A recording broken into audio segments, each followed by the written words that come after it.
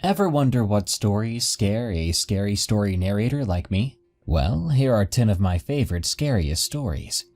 Keep in mind, this is not a definitive list.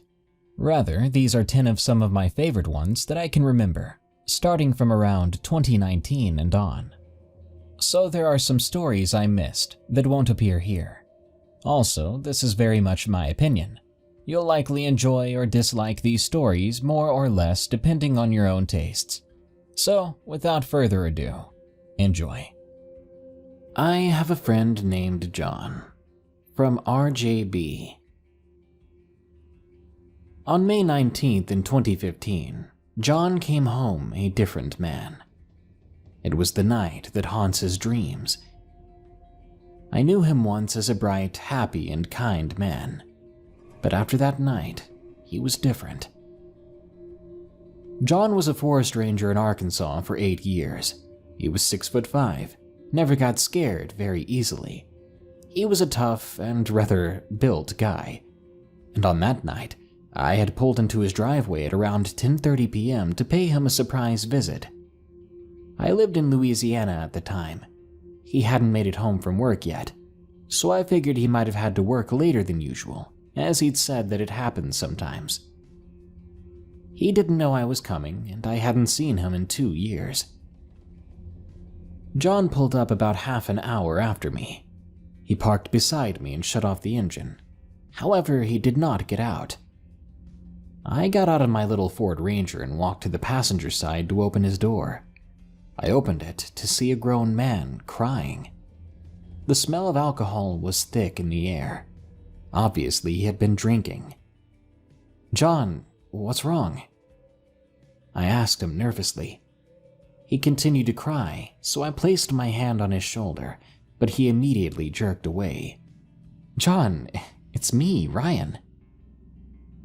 I thought he may not have recognized me, because I had grown a full beard in the 2 years we hadn't hung out. "Come on, man, let's go inside," I told him. He clumsily stumbled out of his truck. I wrapped my arm around him, helping him walk. Then I carried him over to his sofa and sat next to him. "John, what the hell happened to you?" He didn't respond at first, but he did stop crying at a point. He was pale and had a look on his face like he had been to war. Shell shock, I think it's called. I repeated myself. He looked at me with tears drying in his cheeks. "God, Ryan." He stumbled over to me with shaking legs and gave me a hug. "Yeah, you have no idea how happy I am to see you," he whimpered. John had been my best friend since grade school. We grew up always hanging out, mostly wandering around the nearby woods climbing trees, and as we reached our teens, we'd often go camping together. We had never been scared in the woods. The only strange occurrence was when we found some weird footprints one time, but that's a different story.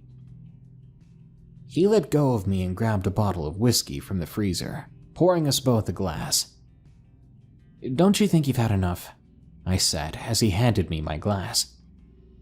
John calmed down and ignored me. "Can you at least answer my question? What happened, John? I don't think I've ever seen you like this before."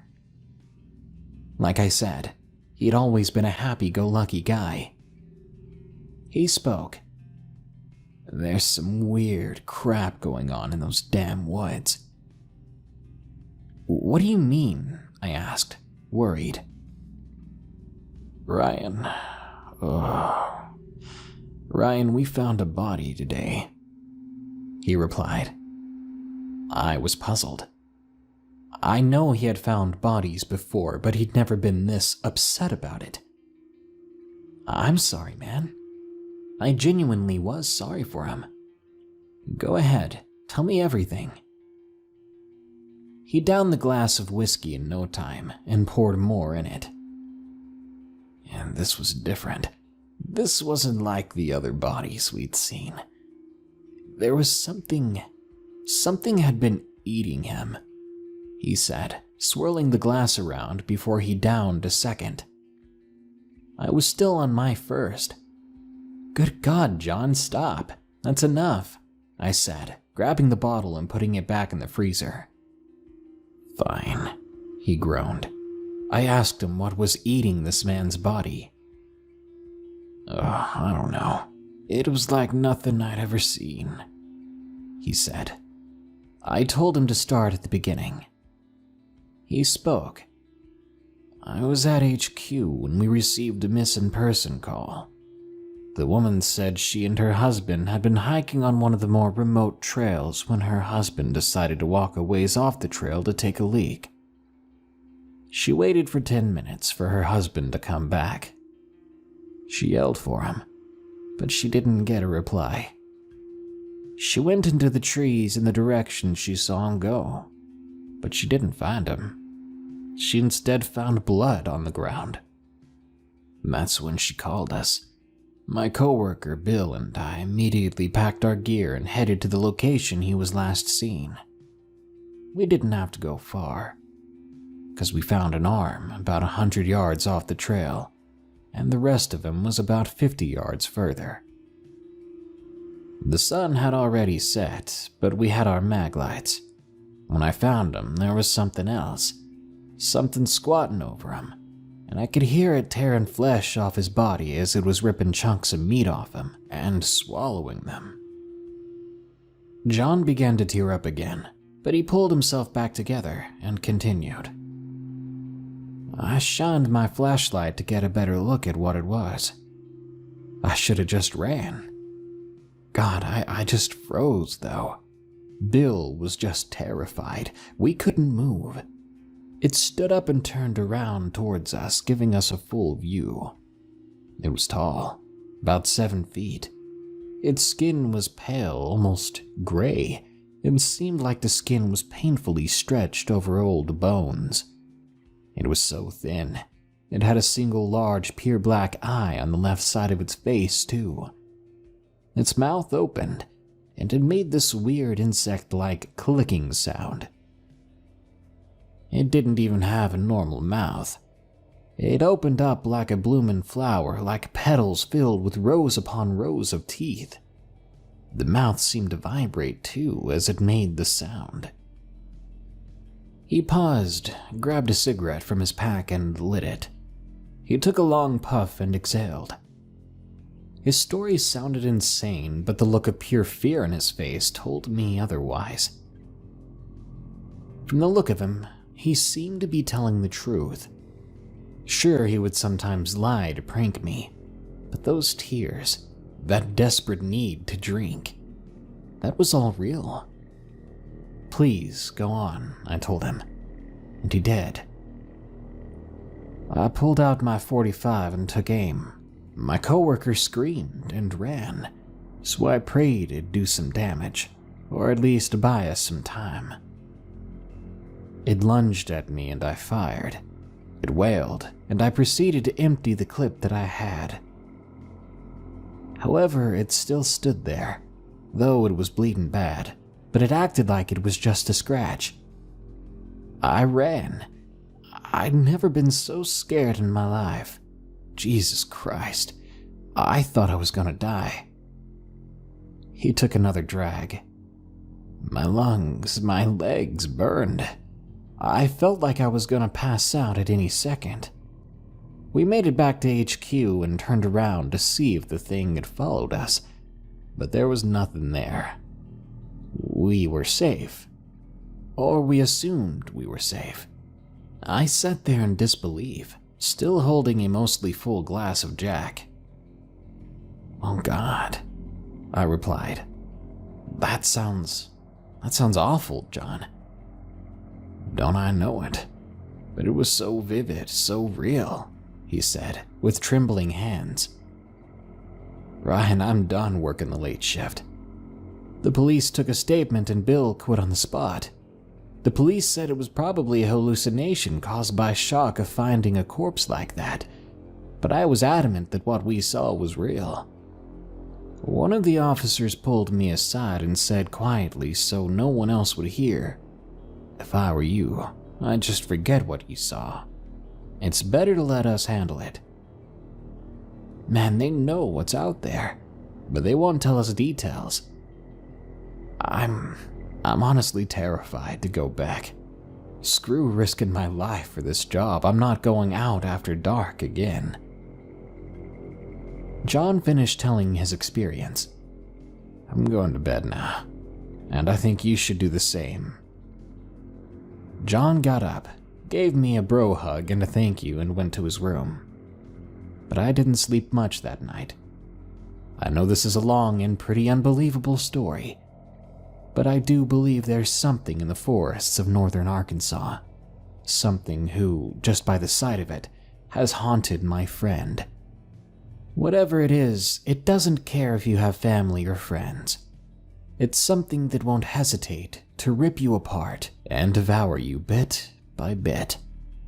Be careful out there. Sometimes you don't know how scary it is out there until it's too late. The Rescue, from Kim B. I live in the rural end of a village in England. I've always thought I was very lucky with my line of work and where I lived. I was employed by an animal rescue charity. This tended to be wildlife call-outs more than domestic, but I was pretty handy at getting a cat out of a tree. Back in 1995, there was a particular night while on call that I'll never forget. It started out as any normal night. I had just decided to watch a movie when I received my first call of the evening around 9 p.m. The caller advised that some livestock on his farm had been found dead in unknown circumstances. I informed him that he would need to call the police or RSPCA as we didn't deal with dead animals, and I politely ended the call. A bit of time had passed after that when the phone rang again. It was the same guy, though this time they sounded slightly different. He spoke in almost a whisper, like he was trying to filter his voice. The person got upset that no one would help them, begging for me to come out to help him because a wild creature was hunting on their farm. I told him I would see what I can do. Then I took down the address. When I checked it, it was only 30 minutes from my house. So I called my colleague Joe, who lives closer to the village and worked the same shift as me for about 5 years. We talked about the call and decided that we should go and see what we can do to help. After all, the past few nights had been pretty quiet. Soon enough, I pulled up to the address. I knew that Joe wouldn't be far behind me. I could see the farmhouse to my right and the top of a barn behind it. There was also a glow from the back from what I assumed to be the lights in the yard. I had a quick look around from the drive, but couldn't see anyone. After about 20 minutes, Joe finally arrived. As he got out of his car, he told me that the place gave him a really creepy feeling. I recall Joe saying, "This is a farm, right? Then why is it so quiet?" I told him to get a grip, but a second later I realized he had a point. I was beginning to feel uneasy. We were making our way up to the front of the house when something made us both stop in our tracks. There was movement in the bushes a good couple of feet away to the left of us. Suddenly, there was a mighty growl. It was so deep it hit me in the bottom of my stomach, making all my senses go crazy. It was truly a fight-or-flight moment. I turned my head round to Joe, and I whispered to him, "What the hell was that?" Joe was about to answer when we heard whatever it was in the bushes moving again. Something big, something dark, ran out, heading away from us down a small path that appeared to lead round to the back of the house. I did not get a good look at this thing, but I knew it was something that I'd never seen before. We stood there for a few minutes gathering ourselves. We looked at each other, and without a word, decided that we should continue up to the house and go knock on their door. After all, we were still professionals. But feeling a bit shaken up, we approached the porch steadily, then knocked on the door. I remember Joe kept his back to me constantly checking the bushes and path to our left. After a few minutes, there was no response, but we could hear that the TV was still on somewhere inside. I knocked again, louder this time, and we waited. But there was no answer. While we just stood there and waited, I thought about what we were going to do when Joe spoke up. It made me jump a mile high. He suggested we should go and try to find the back door. I was surprised, as Joe could be a bit of a wimp at times. We looked around from where we stood and saw the only path which led round to the back was the same way that the dark creature had taken. I decided that we weren't going down there, so I desperately looked for another way. I found a gate which led to the yard. We hopped over because it was chained shut. We stayed close to the house and looked into the windows to see if we could find anyone. Again, there was nobody. But I could see a glow of light coming from what I thought to be the kitchen. By this point, something deep down inside of me was screaming for me to turn around, get back in the car, and drive away. I ignored this feeling and carried on, looking around the property. I'll never forget how silent that place was. It was really getting to me. As we made our way around, we reached the yard, and I pointed out to Joe that the back door was open. I remember thinking that this whole situation was so wrong, and we are not the people who should be here. We made our way over to the back door anyway. I had a sudden, overwhelming feeling that we shouldn't be outside right now, and that we were being watched. I know we shouldn't have, but we entered the house, calling out to anyone that was there, hoping that someone would respond. I took a quick scan around the kitchen and noticed that the phone had been pulled off the wall. It was lying on the floor with one of our info cards beside it. On the back, I noticed my number had been handwritten. While we were stood in the house staring at this, I still had the feeling we were being watched from somewhere outside, so I quickly shut the back door behind us. The second the door was closed, there was a deep, low growl that came from the other side. But this time, it was ever so different. I'll never forget the sound of it.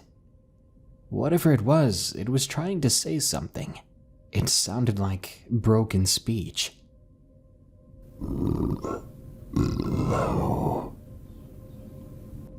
After a few terrifying minutes, the sound came again.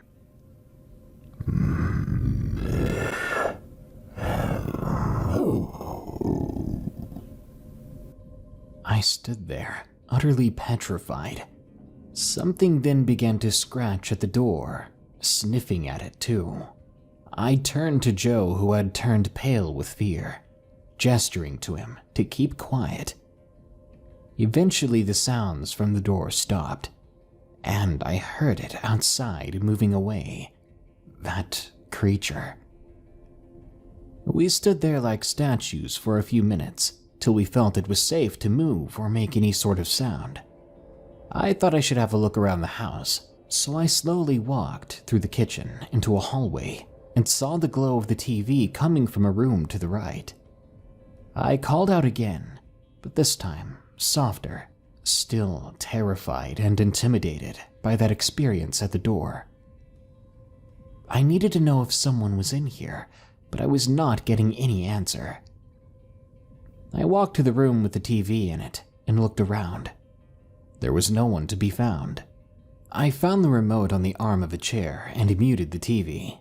I didn't want to turn it off for some reason. To this day, I still don't know why.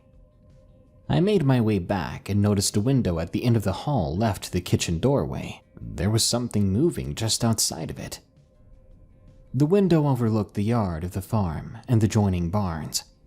It was lit up by the yard lights, which seemed to be attached to the house from the shadows that were being cast. I looked over to check on Joe, who was still in the kitchen. He hadn't moved at all, but he did look at me, fear in his eyes.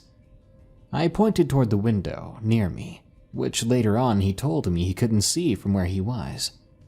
I moved closer to try and get a better understanding of what was going on out there. From the window, I couldn't see any movement from anyone or anything, just farm equipment and random stuff thrown about. But then, something moved. I turned my head quickly, trying to get a glimpse of it. What I saw was a black mass moving along the shadows of the barn opposite the house.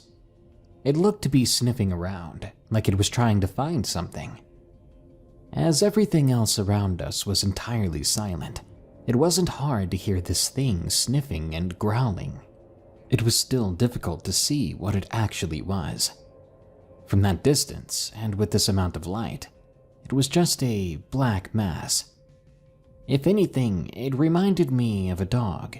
It walked on all fours, but its legs were twisted. It was big and dark. It was blacker than the shadows it was in. Feeling creeped out, I slowly moved away from the window, keeping low in the hopes it couldn't see me, and I headed back into the kitchen to be with Joe. 1 a.m. was approaching. I remember this because I kept looking at the cuckoo clock on the wall. The kitchen was old-fashioned, stained yellow with net curtains in the window above the sink. The walls were covered with dated and stained wallpaper. I kept thinking, this place would be nice if it had a fresh lick of paint.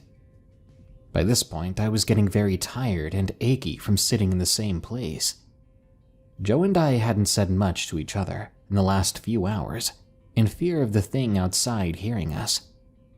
I looked over and Joe's eyes were shut, so I gave him a slight nudge as I couldn't believe he was falling asleep in a time like this. He sat up straight and looked at me in a panic. I whispered it's okay, telling him that we either need to lock this house down and stay until sunrise, or we need to try to make a break for the car.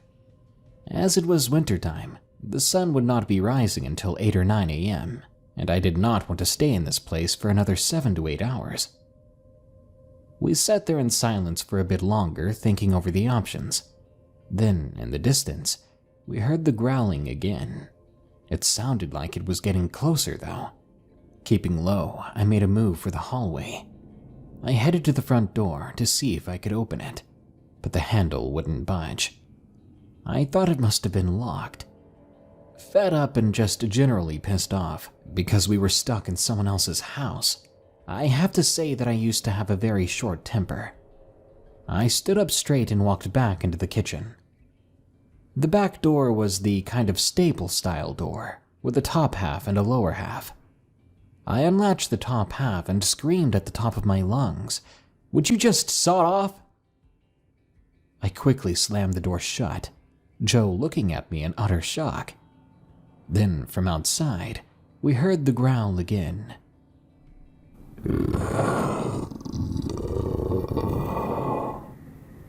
The scratching and sniffing grew louder at the door. My anger had caused us to become in danger again. I shook my head and silently apologized to Joe. We waited for another hour, not moving, until these sounds finally went away. I wanted to get out of this house, out of this situation. I made my way back into the hall to try and look for a key for the front. I was not taking any chances leaving via the back. I searched around the few rooms on the lower ground, all of which needed to be fixed up. I found a key in a dresser drawer in the living room, but it wasn't the one I needed. Feeling truly trapped and getting to the point of giving up, I decided to try the front door again. This time I checked every inch and found it wasn't actually locked. It was latched. Finding this out, I laughed so hard at myself, all while trying to keep quiet. I was making my way back to the kitchen when I saw a silhouette-like figure in the window staring directly at me. I froze in the spot, staring back at whatever it was. I still couldn't get a look at it, as it was so black, and it was really dark outside in the first place.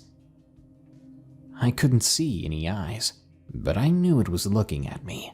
I could feel it. It was going right through me. I thought this was it. It's now or never.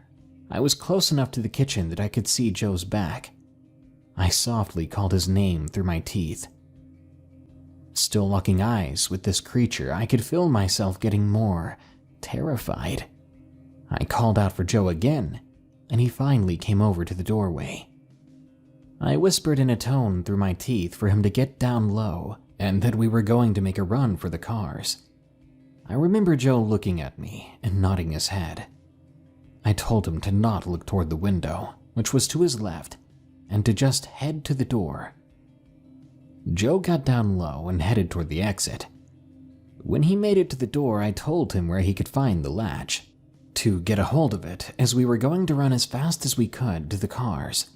After waiting a few minutes, I turned and shouted, "Now!" He unlatched the door and threw it open. I ran out so fast. I recall turning around just as I left the door and looking at the window. I could tell that the black mass of the creature had gone. We reached the cars, which luckily neither of us had locked. My car was the closest, so I dove into the driver's seat and Joe jumped in the back. In the corner of my vision, I could see the dark figure moving quickly down the path at the side of the house.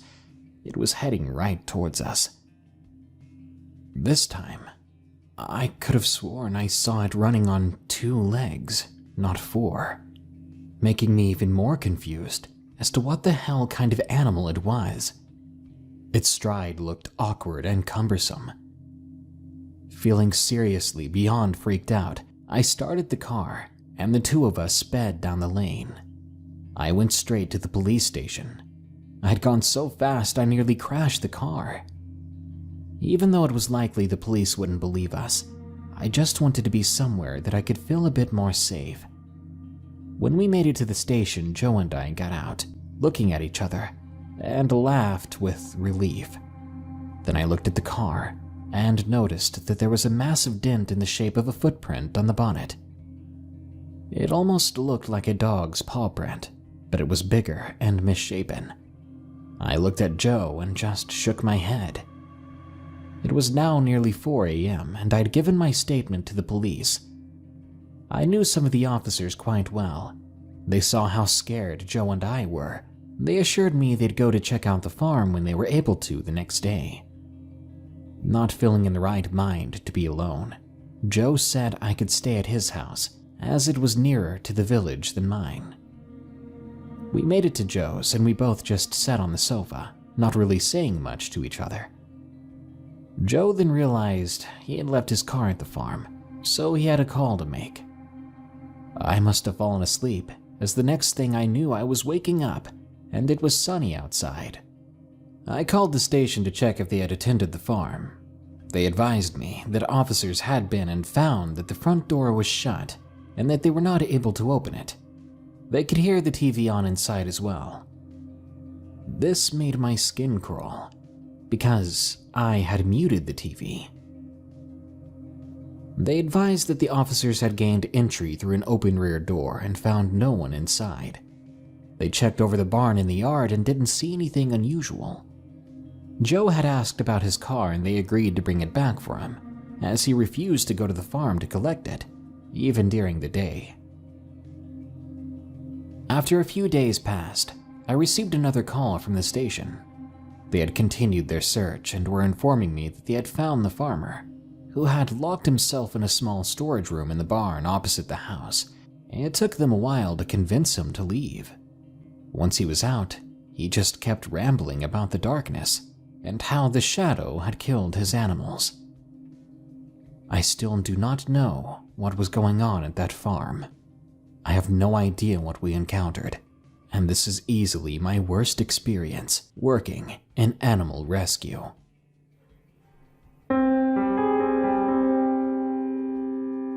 I can't be the only one who grew up in a small town with a few resident creeps. I'm not talking about criminals or stalkers. I'm talking about those people who live in the house on the hill, or at the end of the street. The people that everyone knows about, but nobody actually knows. Everyone else in town seems to agree that something is not quite right about them. They never even have visitors. I'm sure you know the type. When I was a little kid, I spent a great deal of time at my grandparents' farm in the foothills of North Carolina. I would explore all around their property, and most of the neighbors would let me explore their lands too. However, there was one man who lived a few miles from the farm, whom my grandparents warned me about, saying that I should never go near, and the neighbors all agreed something about him was a little bit off. The exact reasons people cited were varied, ranging from PTSD to an escapee from a mental asylum, but nobody could say for sure exactly what his problem was. I always followed my grandparents' advice, and I never knocked on the door of the elegant two-story farmhouse where the mysterious man lived. But I nevertheless found myself standing in front of that old farmhouse back in November of last year. I'm a machinist by trade, but sometimes I work odd jobs on the side for some extra cash. I often do jobs using heavy machinery, mostly grading driveways or digging drainage ditches. So when I got a call asking about what my rate would be for removing about a dozen large tree stumps, I was excited at the prospect of an extra payday. However, when I arrived at the given address, I was more than a little bit surprised to find that it was the oh-so-familiar home of the mystery man from my childhood. I slowly rolled up the long gravel driveway, suddenly trepidatious about meeting the man that I'd been told to avoid my whole life. Finally, I reasoned with myself that surely the resident must simply be an old shut-in, and I scolded myself for being irrational and almost avoiding a perfectly good customer based on childhood gossip. I knocked on the sturdy door of the farmhouse, and after a few moments, the door swung open to reveal an elderly gentleman of about 80 years old. I introduced myself, and he hobbled shakily out of the house to show me the stumps that needed to be removed. I gave him my estimate for the cost, and he nodded slowly. That'll be fine. When can you start? The sooner the better, he said. We shook hands on a date and a price, and as I got back in my truck to leave, I thought to myself that he seemed far less scary than all the rumors might have suggested. Although, as I looked over my shoulder to back down the driveway, a flash of movement from the tree line caught my eye.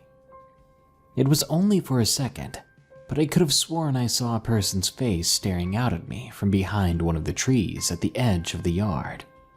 I had always been told the man lived alone, but I figured it wasn't really that odd for someone to be visiting, right? Maybe it was one of his out-of-town grandchildren exploring the woods, just like I had always done as a kid. I returned a few days later. The stubborn walnut stumps proved no match for my old D7. When I was done, I knocked on the door and informed the owner that I'd finished early, so I'd be billing him for fewer hours of work than anticipated. He smiled dryly and thanked me for my honesty, offering to pay me extra for finishing the job so fast. I initially assured him that it was really no big deal, but then he made me a very tempting offer. He asked if I would like to come and hunt on his land. It was the height of deer season at the moment. I was definitely interested, since his entire 250-acre property was ringed with barbed wire fences and no trespassing signs. In fact, everybody I knew avoided the place due to the rumors and stigma surrounding the owner, and that meant that I would probably have a chance at some pretty nice deer if I took him up on the offer.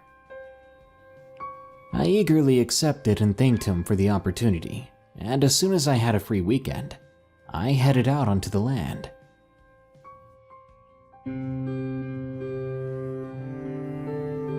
Nearly the entire property was covered in dense forest and pine thickets, so this wouldn't be the usual post up in a tree stand and wait sort of hunt. This would rather be a real old-school deer stalking. It couldn't have been more than 40 degrees that day, and to make things worse, it was misting rain. It was great weather for hunting, but it certainly made me grateful for my thick clothing and warm socks. I followed a tangle of game trails through the thick woods, seeing plenty of deer tracks, even a few fairly large ones, all leading deeper and deeper into the pines and cedars. I should also mention that the woods were incredibly calm and peaceful, as the gloom and chill of the rainy November day had practically put the entire forest to sleep. In fact, other than the occasional rustle of a small animal dashing through the damp underbrush, the only noises were my own footsteps and the soft pitter-patter of raindrops. The rest of the day passed in much the same way. But by 5:15, it was starting to get too dark to continue. So I decided to turn around and start making my way back to the truck. Luckily, the rain had almost stopped, but a thick fog now hung in the damp evening air. I carefully retraced my steps as the woods became darker and darker. However, just when I was about to pull out my flashlight, I noticed that mine were no longer the only footsteps in the twilight thicket. I stood very still, listening to the movement in the brush as something drew closer. The footfalls were too loud to be deer, and besides, even a herd of deer is careful and methodical as they move, pausing regularly and picking their way around any obstacles. In contrast, these footsteps were reckless and constant, and I could hear twigs and low-hanging limbs cracking. This, I realized, was the sound of another person traipsing through the woods.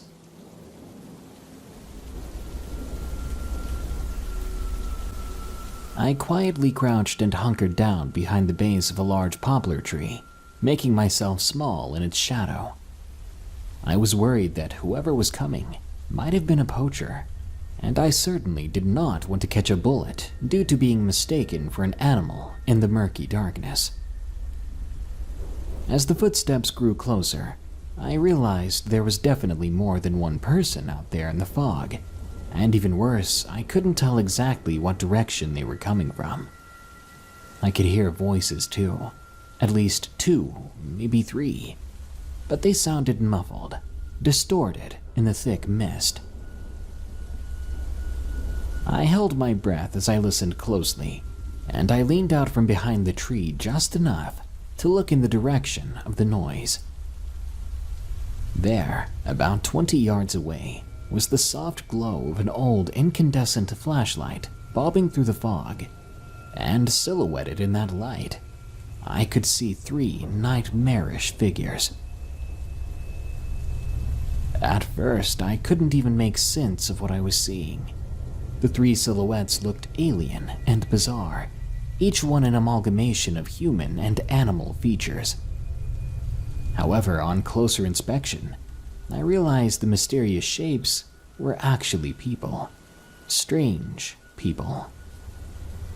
The one in front was wearing a deer's skull and antlers on top of its head, as well as a hooded cloak made from crudely cut animal skin. It also carried what looked to be a shovel over its shoulder, and in its hand it held the flashlight responsible for the glow. The second and third figures stood close together, and they both wore a collection of coyote tails like bandoliers across their bodies, along with coyote skulls adorning their hoods. As I squinted to look more closely, I could see that they were carrying something between them. It was a large tarp or sack, and judging by how the 2 coyote men handled it, it was heavy.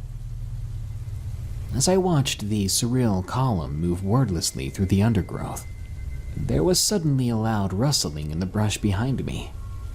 I snapped around, struggling to bring my rifle to bear, but when I turned to face the noise, I saw that it was only a fat possum. The little thing just stared at me for a few moments before dashing away back through the woods, but I guess the noise of its passing had gotten the attention of the 3 animal men, because when I looked back around the tree, the one with the deer antlers had turned back and began to walk in my direction. I held my breath, making myself as small as possible behind the poplar. I silently flipped my rifle safety off. The deer man drew closer and closer, and the ground on either side of my hiding place was bathed in the yellow glow of the flashlight. My blood thrummed in my ears as my heart beat faster and faster. I didn't know for sure if these people would be hostile, but I wasn't about to pop out and introduce myself all the same. The footsteps of the deer man were very close now, and if I listened carefully, I could make out the sound of breathing on the other side of the tree. However, just when I was sure it was about to come around the tree, I heard one of the coyote men call out in the distance. I couldn't tell quite what he said, but I could make out the word heavy, so I assume he was complaining about whatever he was carrying. The light suddenly disappeared as it was pointed back in the other direction, and the footsteps again receded into the distance. I must have waited a good 5 or 10 minutes before getting up from the hiding place, unsure of whether or not the bizarre trio had truly left. But when I poked my head around the tree, they were indeed gone. I wanted nothing more than to get the heck out of there as soon as possible, but I couldn't help going and having a quick look at where they had passed. It didn't take me long to locate their footprints, and much to my relief, all 3 sets I found were normal shoe prints. No giant hooves or paws. However, as I shone my flashlight on the ground and investigated the footprints, something else caught my eye. Right in the middle of the trail the 3 of them had left, there was a glistening splotch of red-brown liquid that couldn't be anything but blood. I pointed the flashlight further down the trail, and sure enough, there were more drops and splotches. Further still, there was even a large puddle where the coyote men had stopped as the deer man had backtracked, looking for me. A feeling of nausea brewed in my stomach as I realized the implications of this. I quickly doused my flashlight to avoid broadcasting my presence. Now filled with a rising panic, I got moving back toward the trailhead as quickly and quietly as possible. The rain had started again, and in the foggy darkness, I could barely see a few feet in front of me. Even so, I only pulled my flashlight out when I absolutely had to, in case those people were still prowling around. Finally, I stumbled out of those woods at about 7:45, and I hastily jumped in my truck, pulling back onto the road. I was pretty focused on getting out of there, but as I drove past the farmhouse, I noticed none of the lights were on. There were no other cars in the driveway either, so whoever I'd seen in the woods hadn't come in by that route. Once I was safely home, I called the sheriff's office and anonymously reported that I had seen some suspicious men in those woods. I did not mention the animal skin cloaks or the various pelts and skulls. I have no idea if there was ever an investigation, but nothing ever showed up about it in the local paper. As far as I know, no bodies were ever found too, and no arrests were made. But I can tell you for certain that there are places in those woods where something could hide and never be found. For the rest of the season, I did not go back there, and I'm not sure if the man's offer was good for more than one season. Even if I got the chance, I don't think I would go back there alone. However, at least now I think I understand all those warnings from my childhood. I don't think all the neighbors were really that concerned about the old shut-in. I think they knew about those people using his land for God knows what, and they wanted to keep me and the other children in the area safe from ever wandering into something we shouldn't. After all, who knows what somebody that disturbed in the head would do to a witness in the woods.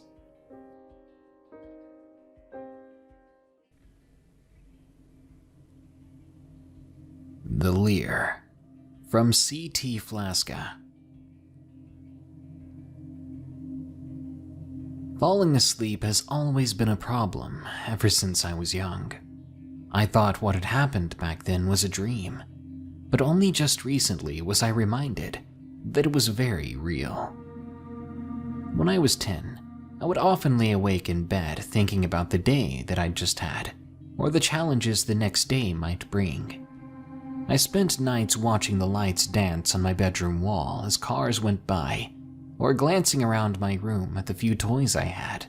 I would get lost in thought, thinking about what kind of adventures they would get into if they had come to life like in that one movie. The house I grew up in was located on the corner of a less traveled intersection. One streetlight lit the four-way. The light was old but bright, shining through my window soothingly, giving my room an orange tint like a dim melody. The streetlight would flicker every once in a while, causing the collection of bugs around its bulb to disperse, only to return once their oddity of light came back into existence. The nighttime setting was memorable, comforting, until that thing showed up. One night after crawling out of bed from pure boredom, I sat on the edge of the footboard watching cars go by. I counted the passing vehicles while getting lost in thought. One car, maybe two all night, but sometimes none at all. A few hours passed without a car whizzing through the intersection. The light flickered, and when the bulb regained power, I saw it standing directly beneath it. The night air went still, and the noisy insects went silent. The dark figure stood frozen, but not in a natural way, not in any way that seemed comfortable. Oblong limbs on a cracked and deformed body. The figure was so dark, it was hard to be sure if what I was looking at was a person or a shadow. Climbing over the end of my bed, I crept over to my window, never removing my gaze from the being. I couldn't tell, but I think it knew I was watching it. It wasn't long after I reached my bedroom window that I knew something was not right. The dark figure under the streetlight had moved. My eyes narrowed and I focused on the abnormal being. I studied it. I noticed it was breathing, not slowly, but fast and erratically. Almost as if it was out of breath, or as if it had just exhausted stamina sprinting a long distance. Its arms moved slightly up and down with every sporadic breath. At this moment, I realized it had moved again. Slightly, but it was definitely not in the same position as when I had first seen it. It was hard to be sure. The being was so dark under the light that it was too hard to focus on what was its torso or limb. I continued to stare at it, my eyes just above the window frame. I was so focused on the strange creature in the street that I jumped when I heard a noise in my own home. Quickly, I turned around toward my bedroom door. One of my parents, or maybe my brother, had just gotten up to use the restroom down the hall. After assessing the situation, I turned my head back to the newfound problem in the road, and I noticed the figure had moved again. It was now obviously staring at me. I knew this because I could see its eyes now. I froze. Its eyes were small but bright. They were piercing white sparkles so tiny, they almost seemed to get lost in the black void of its body. I knew for some reason that it wasn't just looking in my direction. It was looking me over. It was staring directly at me. After a few minutes, I decided I needed to leave. I had to run and get someone to show, to ask someone, what in the world is that in the road? I slowly began to stand out of the view of the window, but I didn't take my eyes off the figure. It was at this moment that I realized the game I was in. Before I made my way out of the window frame, I blinked, and upon opening my eyes from a single blink, the figure had shifted. I blinked again, and it moved again. That thing out there was moving any time I wasn't looking. It had by now taken a full step in my direction. The dark figure looked excited, like it knew I'd finally figured out the horrific rules of its game. Its frantic breathing grew more intense. This is crazy. This isn't happening, is it? I asked myself. My heart began to pound and my breathing quickened too. What's happening? I thought. I was in disbelief of what was happening. I held my breath as I stood in my bedroom, shutting my eyes. I thought to myself, I'll count to 5. It must be a dream after all. 1 Mississippi. 2 Mississippi. 3 Mississippi. 4. Suddenly, I heard a crunch like a tree branch snapping. I opened my eyes. The figure was no longer at the streetlight. I was overwhelmed with adrenaline, with panic. I bolted from my bed and dove under the blankets. I was so scared, I forgot what I'd just proven to myself. I had to look at it. I had to look before it got even closer. As I shuffled the covers, I heard quickly approaching footsteps. They sounded unreal. The steps were quickly growing louder and were hitting so hard, I swear I could hear the dirt and sticks outside being thrown into the air behind it. My head rose above the blankets, and sure enough, the footsteps stopped. I stared at the window. The only visible thing was the intersection lit by the light pouring down from the streetlight above. Although the figure wasn't in my sight, I knew it was there, somewhere in the dark. I sat in my bed staring through the window in the bedroom. I didn't move. I would blink once in a while, and when I did, I could always hear just a bit of movement. I knew the longer I blinked, the more distance between us the creature would cover. This nightmare lasted for hours. Every time I was tempted to yawn, I would fight the reflex, fight it with every fiber of my being. After what felt like an eternity, the sun rose. A soft light began to wash over my neighborhood. I decided to get out of the bed and to move to the window to attempt to locate the thing from the road. I knew it was out there, but where?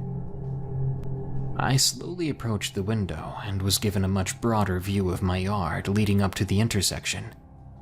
Even though I was looking for the creature, it still made me jump when I laid eyes on it once again. There it was in greater detail. The blood left my face, hands, and feet as soon as I saw how terrifying it truly was. The thing was in a paused motion. Must have been about 7 feet tall and was perched on one leg as if frozen mid-stride. One of its dangly arms was open-palmed on a tree it had been passing, as if it was going to use it to push off of and increase its speed. The other hand was open and clawing right in my direction. It was now 20 feet from my window, whereas in the road it had been about 45 feet. The creature's skin was black, wrinkled, the texture of dried leather. Other areas of its body were made up of random patches of black mangled fur. It was tall and gangly and unbelievably skinny. The creature looked as if it had been malnourished, starving and desperate, and its sights were set right on me. Every time I moved even slightly, I noticed its breathing would intensify. It was excited, as if any moment I would turn and lose eye contact with it, and it could continue its hunt, its rampage towards me.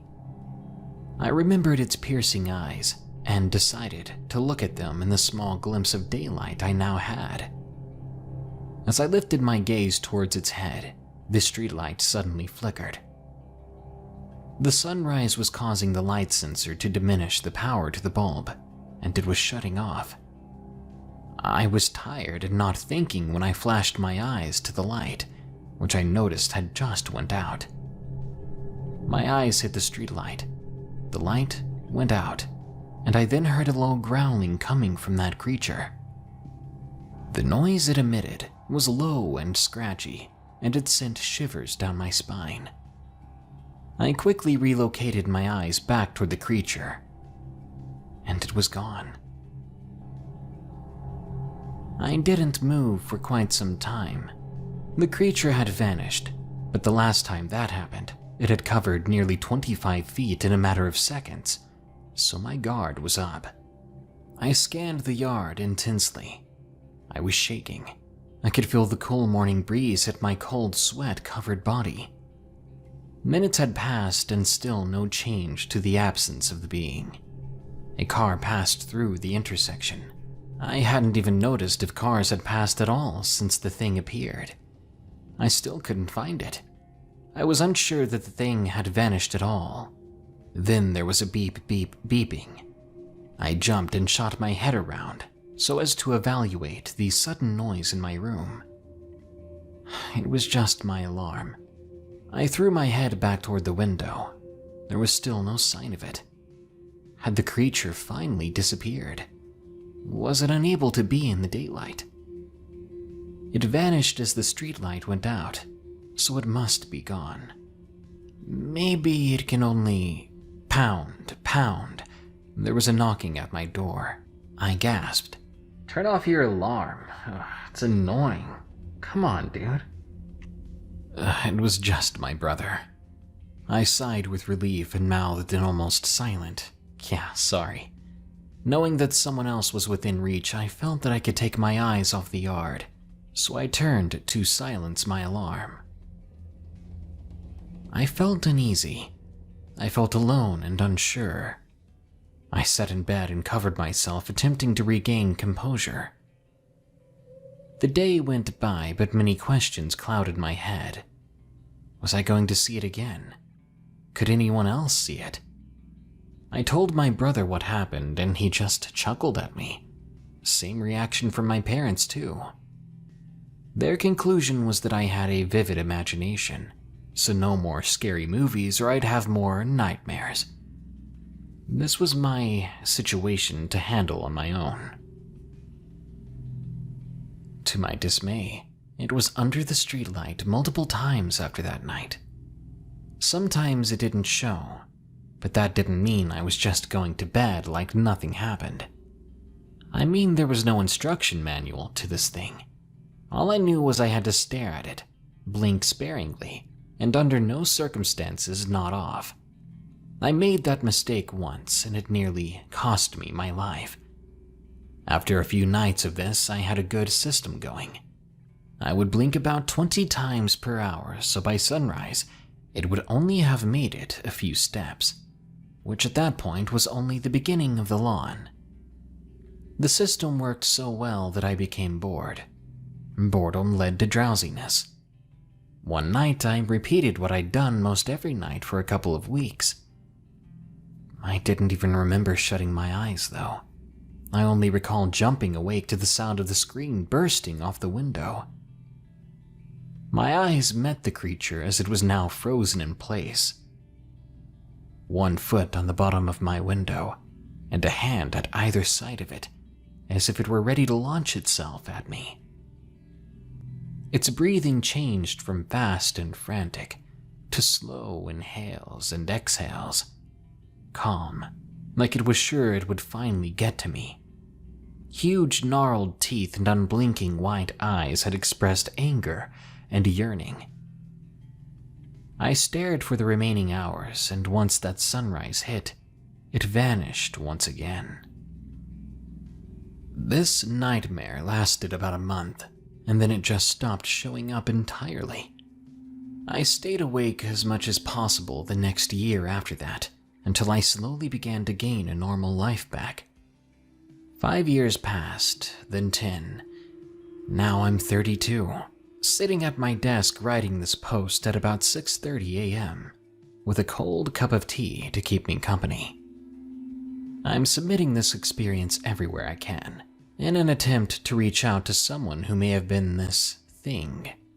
I need to know if others are seeing what I'm seeing, and if they have any answers for me.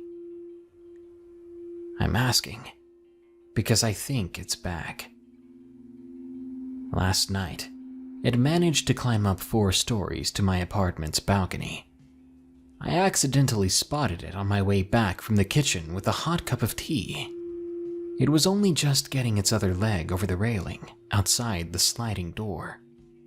That freaking look on its face, it almost had me. If you know what this is, comment below, because I don't think I can do this again. Camping with Anna, from Anonymous. I experienced something in the summer of 2013 that still haunts me and continues to make me question my sanity. My girlfriend Anna and I had decided to go camping as a last farewell to summer and to get some alone time.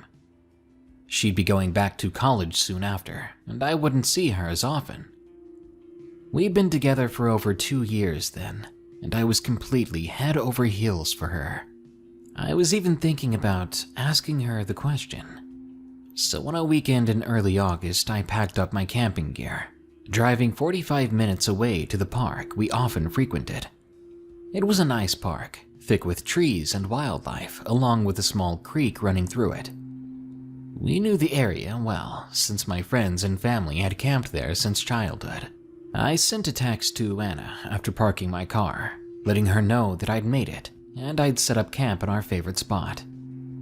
You see, Anna had been caring for her sick grandmother all summer, and her sister had finally agreed to watch her so that Anna could get away for a while. But she had to wait for her sister to get off work around 5 p.m. to relieve her. To save time, I'd volunteered to go ahead and set things up. I trekked up the trail a bit until I found the spot we always camped at. It was nice and level and was right beside the creek. I immediately started setting up the tent. I wanted to get everything done fast so Anna didn't have to help. 40 minutes later, I had it all set up. The tent, the sleeping bags, a little fire, everything was organized and cozy. My phone suddenly buzzed. It was a text from Anna. "I have something to tell you," it read. Just as I began to text her back, I heard footsteps coming down the path.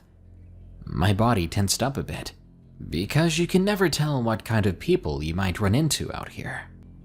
We had on a number of occasions met with a few drunks and the occasional rowdy teenager out here, but I soon relaxed as I saw Anna step out from behind the trees with a big grin on her face.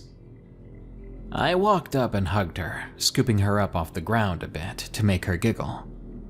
I set her back down and asked her what she had wanted to tell me. "I love you," was the reply I got from her as she planted a kiss on my cheek.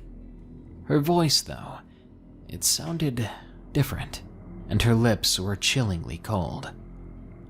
I asked her if she felt sick. She simply shrugged off the question and went to check out our campsite. I gave her a brief tour before I set about cooking the dinner. I made us each one of those prepackaged camping meals that you add hot water to. It was pasta Alfredo, and I opened a bottle of red wine to go with it. We sat around the fire, eating, while I tried my best to entertain her with some funny stories. The sun was setting, and I was having a great time. I watched the shadows dance off of her and the surrounding trees. I listened to the gentle motion of the nearby creek. The daylight was almost gone when she said she was cold. I mentioned she could go in the tent to warm up while I cleaned up from dinner. She made her way inside, but not before giving me a smile and another freezing cold kiss. I was starting to get worried about her. I wondered if she was getting sick, but I didn't want to nag her, so I didn't say anything. I busied myself with cleaning up our dinner, and it was then that I found Anna's plate of food that she had set off to the side on the ground. She hadn't even touched it. I also found her glass of wine nearby, tipped out onto the grass. This wasn't like her at all. That girl loved food, and that particular wine was her favorite. At this point, I was more than a little worried, so I headed into the tent to ask her if she was feeling sick and to suggest that we pack up and get a motel for the night. But when I unzipped the tent and crawled in, I found her sound asleep in her sleeping bag. I contemplated waking her up so we could leave, but she looked so relaxed that I decided against it. I went back outside and finished cleaning up camp, putting out the fire before I laid down next to her in my own sleeping bag. I had had a bit too much wine, and I fell asleep quickly. Morning came soon enough and filled the tent with a soft glow as I listened to the birds singing outside. Anna was still sound asleep, so I decided to get up and start some breakfast. 15 minutes later, I was admiring the meal I made. Well, as much as one can admire slightly runny scrambled eggs from a pouch. I poked my head back into the tent to tell Anna that breakfast was ready, but that's when things got even weirder. Anna wasn't there. I didn't think it was likely that she could have left the tent without me seeing her, but maybe she had done so while my back was turned. I waited for a bit, figuring she stepped out when nature called. About 15 minutes passed, and I was starting to get worried. I walked to the edge of the campsite and called out for her, but there was no response. I walked to the trail and called out her name as I walked up and down the path each way, but still nothing. I went back to the campsite and checked the tent, but it was still empty. I searched for her belongings, but that's when I realized she hadn't brought a thing with her. I couldn't even remember her checking her phone last night, which she was in the habit of doing. She always checked her phone, always brought it with her in case her grandma needed her. That's when I grabbed my phone and decided to text her. I didn't have any signal, so I walked back up the trail a bit to the truck, where I knew the signal was good. That's when the text messages started flooding my screen. All of them were from Anna. My hands began to tremble as I read. "I have something to tell you." That was the text I saw earlier. I went on. "It's bad news. My grandma just passed away. Are you there? Can you meet me at Grandma's when you can? I can't go camping tonight, I'm sorry. We should reschedule." "Where are you?" "Fine, I'll be at my sister's house for the night. Call me when you can." My hands were shaking so violently that I dropped my phone. My mind reeled so fast that I had to fight to not pass out. I ran back to the campsite and searched it, but there was no evidence of Anna or anyone else being there. I checked the tent to look at her sleeping bag that had clearly been used last night. I even checked the garbage bag to confirm that there were, in fact, 2 plates from dinner last night, one with food still on it. I ran back to the truck and sent Anna a text because I didn't trust my voice not to tremble if I called her. I told her I got really sick last night and couldn't text her back. I apologized profusely and offered my condolences about the passing of her grandma. She texted me back letting me know she was okay and that I would see her later today. I walked back to camp in a daze. My mind seemed to want to shut down. It couldn't process what had happened. At first, I thought I was going crazy. I thought I'd had a breakdown and imagined everything. But the used sleeping bag and uneaten dinner told me differently. Who or what kept me company last night? Who or what could look just like Anna, but not be her? Had it been a ghost? A doppelganger? A shapeshifter of some kind? Was all of it just a sick joke? I packed up camp with difficulty. My stomach was in knots and my muscles were weak. I felt like I was going to get sick at any moment. I made it home and sent a text to Anna. I said I was still sick and didn't want to make her sick. I saw her next on the day of her grandma's funeral, where I easily passed off my residual anxiety about the whole ordeal as grief and sympathy. As I said at the beginning, I haven't told this story to anyone. Anna and I are now happily married, and I still haven't even told her. We don't go camping in those woods anymore. We found a much nicer, hopefully safer spot. I look back on that night often. I replay all the scenes in my head, trying to find hints that will lead me to an explanation. But I haven't figured out anything. I still only know one thing. I spent the night with someone or something that wasn't my girlfriend. Hill 29 from The Woodsman. Talk to anyone around my age about camping when they were young, and they'll tell you all about their proverbial good old days. I suppose I'm no different, really. We used to go and get plastered in every grove and gully from here to Florida. Not like we had much else to do. School was a joke. We were young and stupid. We didn't have a care in the world. Funny enough, you go camping as much as we used to, and it becomes less like camping, and more like just kind of hanging out. I mean, really, every summer, every weekend, all the time we had to spare. You could expect us to be in some backwoods hollow raising heck. So as you can imagine, most of the memories of those days I got are just kinda one big blob. But not this one. Out here, federal land means to us free roam. Never really knew why the feds latched themselves onto so much nothingness, but they did, and it created for us our very own little slice of the wild. Rarely did we see or even hear anyone else out there. The only other human beings out there, within 50 miles, were the army squads that used the woods as training grounds pretty regularly. They had a whole grid and label system set up out there, and thanks to a kid named Tommy's dad, we'd gotten our hands on one of the maps. We navigated with the grids, markers, and numbered features, and all kinds of other minute, individually specified details. Even now, people refer to my hometown area as hill country. High sandstone cliffs with winding, dusty paths stretching far into the sky, as well as low, dark valleys where the air felt good as conditioned. The lands bordered on a big military base, so generally speaking, the town was an army town. Of the small group of guys we had that went out, all but one was a military kid. Now, I'm not saying that army families always have trouble in them, but it'd be ignorant for me to not say that they did more often than not, so getting out of the house was sometimes a priority.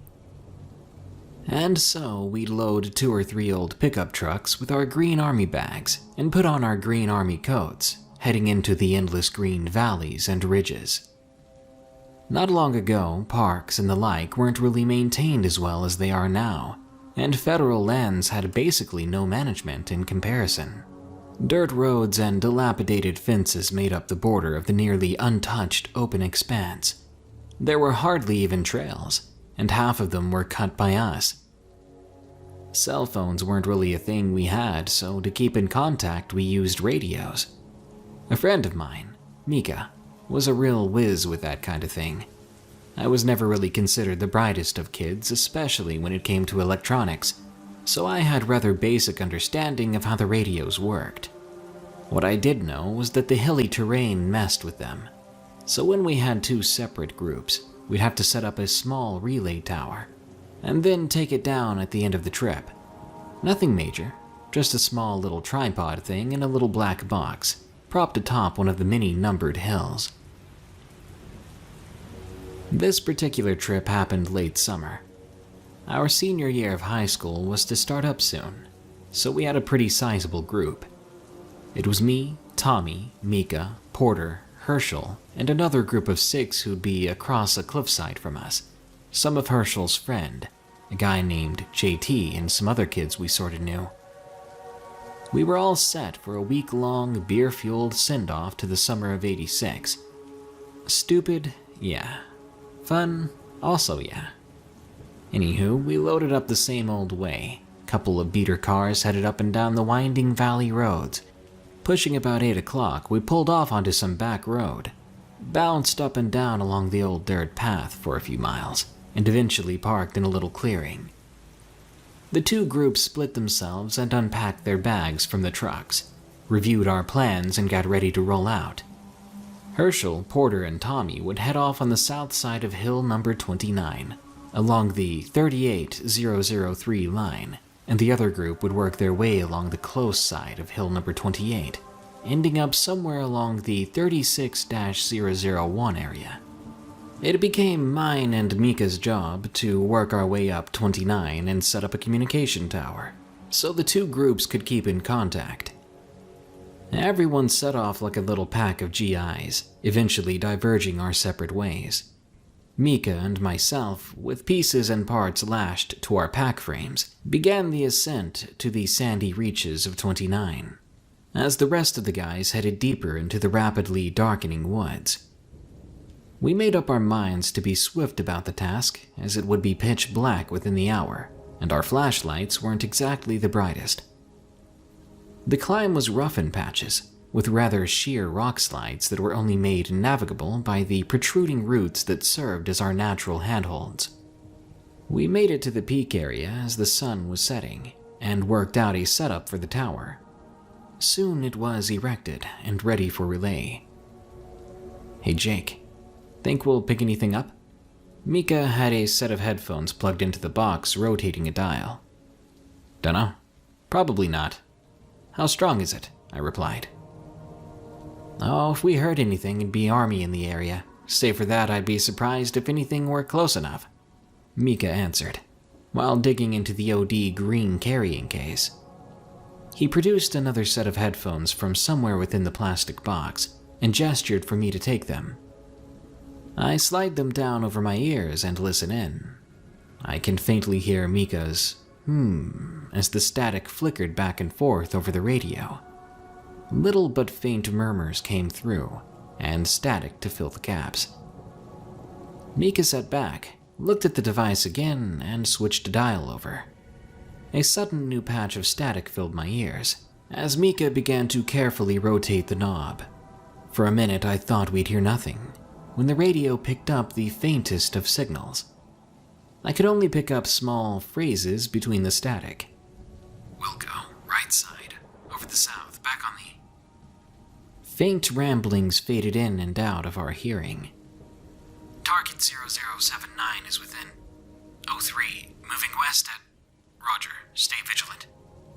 The channel then reverted back to static and we could no longer hear anything. "I wonder what that was about," Mika pondered, removing the headphones.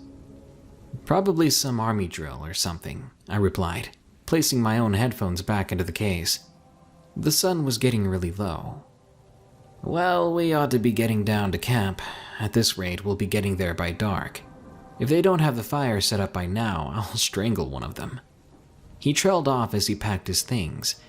We began back down the steep trail towards the turn and headed for camp. It was dark, as Mika predicted, when we finally trudged into camp. Two rather basic wooden sheds we'd built some time back stood illuminated by a fire contained in an old metal fire ring. We ate a hasty meal of canned garbage, radioed the camp across the hill to check the comms, then fell asleep. I woke up maybe half an hour before the crack of dawn, and did what all campers do upon awakening. I walked what felt to be a suitable distance from the campsite, and took care of business, then decided to head down to a nearby stream. As the first pastel lights of morning cut their way through the sky, I washed my face and took a drink. I plunged my arms into the cold water, and as I did so, a crack and a screech faintly bounced across the valley. Perplexed, I stood up and strained my ears for more, but it never came. This was a strange occurrence, sure, but I'd certainly encountered stranger. Besides, I was pretty sure I knew what this one was. If you've never heard a cougar scream, well, I'll say that I can understand why the old settlers told stories of monsters in the hills. I made my way back to camp and began to throw some more logs onto the fire. Soon the crackling of flames eating away at dry logs awoke the guys. Within a few minutes, the camp was full of life. Herschel and Tommy were frying up some bacon over the fire. Mika and Porter collected wood, and I busied myself cleaning one of the 2 hunting rifles we brought. The rifle itself was Porter's, or rather his dad's. A rugged old bolt-action chambered in .308 with a short nondescript scope set atop.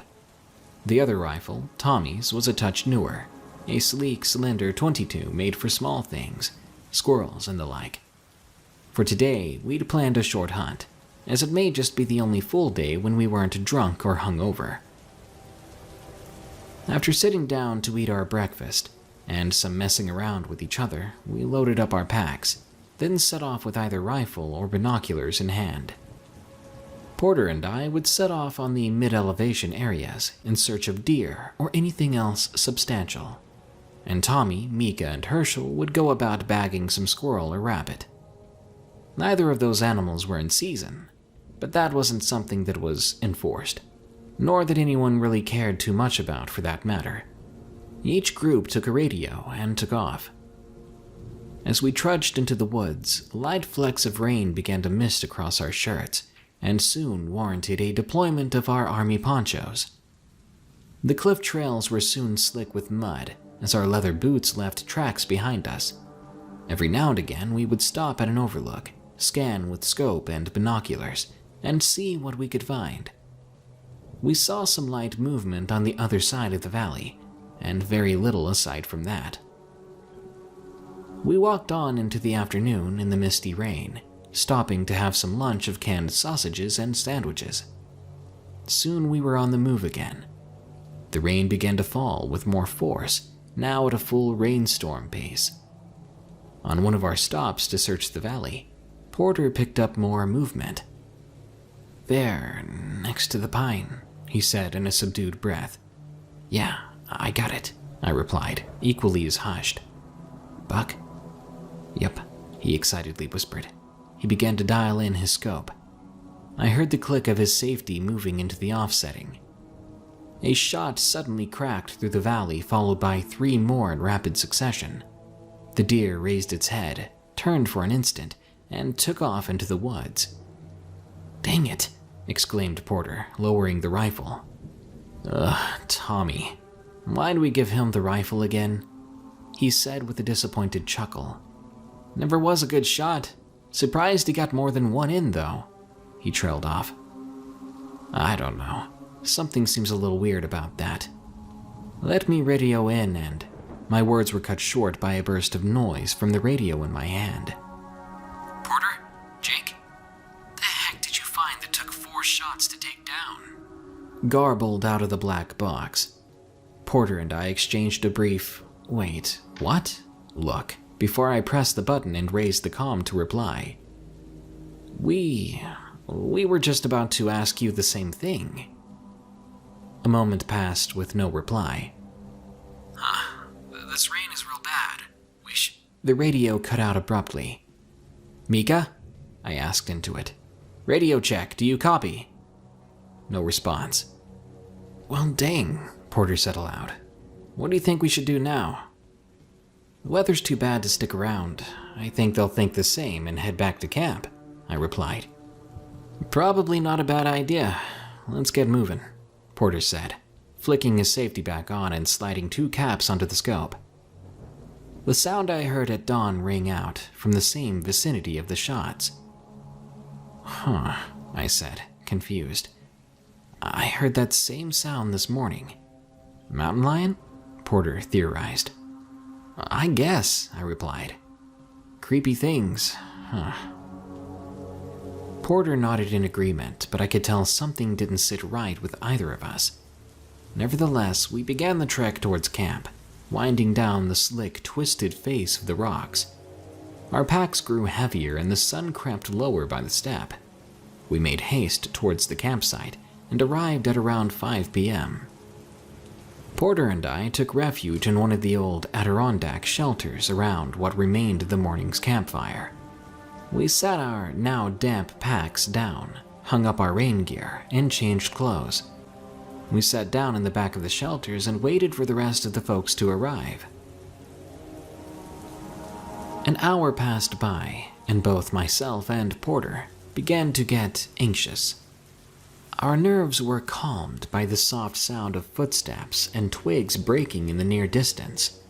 Porter turned his head. "You know, y'all had me a little worried for a second," he called out, standing up and advancing towards the open wall of the shelter. The footsteps stopped abruptly, and so did Porter. Silence fell on the campsite. "Tommy, you guys good?" he cautiously said into the dark droves of trees. The weighty footsteps burst off, scampering in the opposite direction. Porter hardly breathed a "what the hell?" before another set of footsteps from behind him made him whip around, facing the oncoming steps. It was Herschel, Mika, and Tommy. "What's going on? You good?" Herschel questioned to a disoriented Porter. "Yeah," he stammered out, with somewhat of a relieved sigh. We all settled down into our shelters as the rain pelted the roofs. For a while, a silence hung about the camp. No one wanted to address the strangeness of the events that day, and I knew the other guys were just as suspicious as me and Porter. Mika broke the silence. "I think we should radio the other group," he declared, standing up. "We need to get the comms working again to make sure they're okay. From what I can tell, I think the storm may have knocked out the tower. I'm not sure, though. I don't remember JT or any of them saying if they had rifles or not. Maybe they did. Maybe that's what we heard, but we still need to check." We nodded and grumbled in agreement.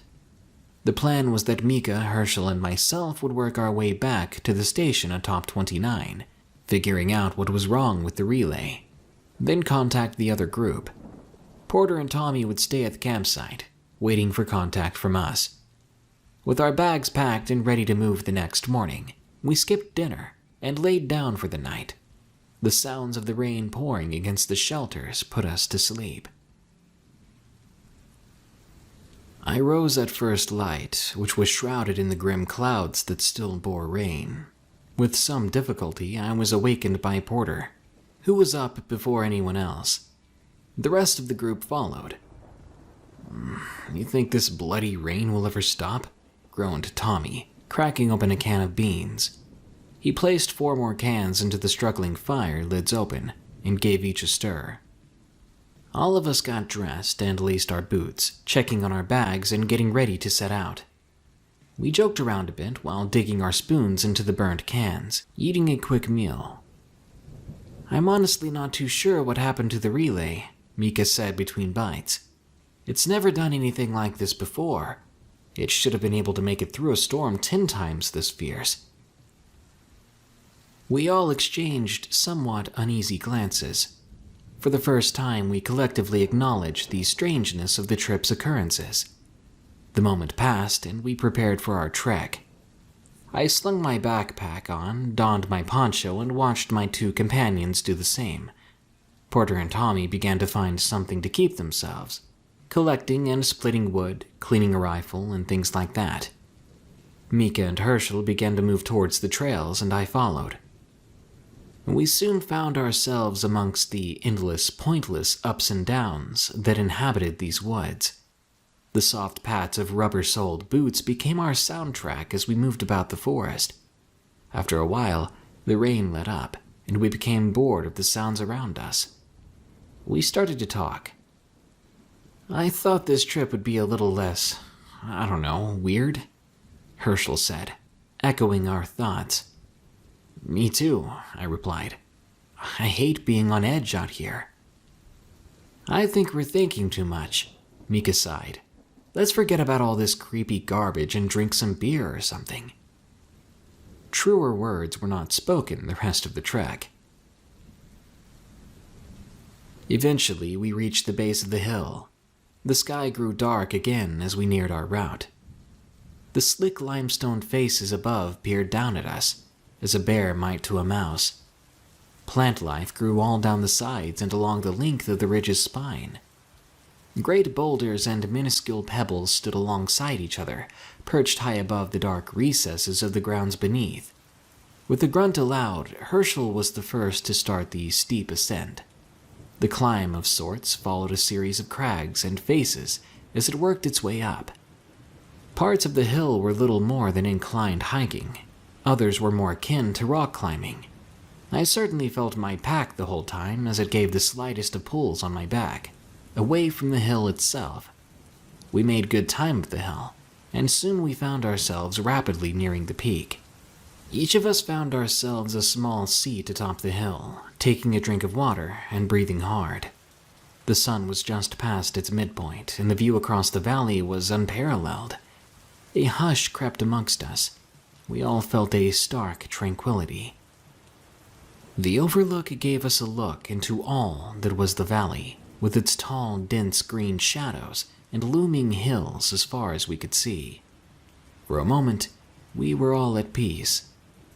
The passing quiet was shattered by sounds I'll never forget. First a thud in the near distance, then another shot, followed by screams. I've heard people in pain cry out before, but this was like nothing else.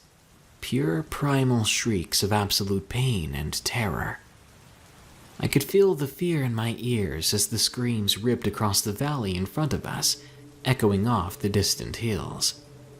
My stomach dropped, like I was a rider on a million roller coasters. I felt sick to the core. I saw Herschel and Mika react the same way. Mika looked like he might vomit too. With huge eyes, he spoke. "What the mother of God was that?" he staggered out, mirroring all of our reactions of confusion and fear. I don't know," Herschel said. From the looks of it, he was ready to bolt. "Call Porter. Figure out what that was." "Right," Mika said curtly, as he frantically dug for his radio. "Porter, Tommy, did you hear that?" No response. "Guys, not funny. Did you hear that?" Mika was beginning to panic. Silence. "Did you hear that?" Mika screamed into the radio, nearly in a rage. He cursed and shoved the radio into his bag. "We need to get up to that tower right now," I said. Herschel nodded, and Mika turned to continue. We scrambled up the rest of the trail, going faster than was probably safe. Soon the small metal tower and box popped into our sight. It stood solitarily amongst the darkening clouds in the sky above it. Mika hurried to it and knelt down beside it. Herschel and I caught our breaths and bent over with our hands on our knees, watching Mika fiddle with the box.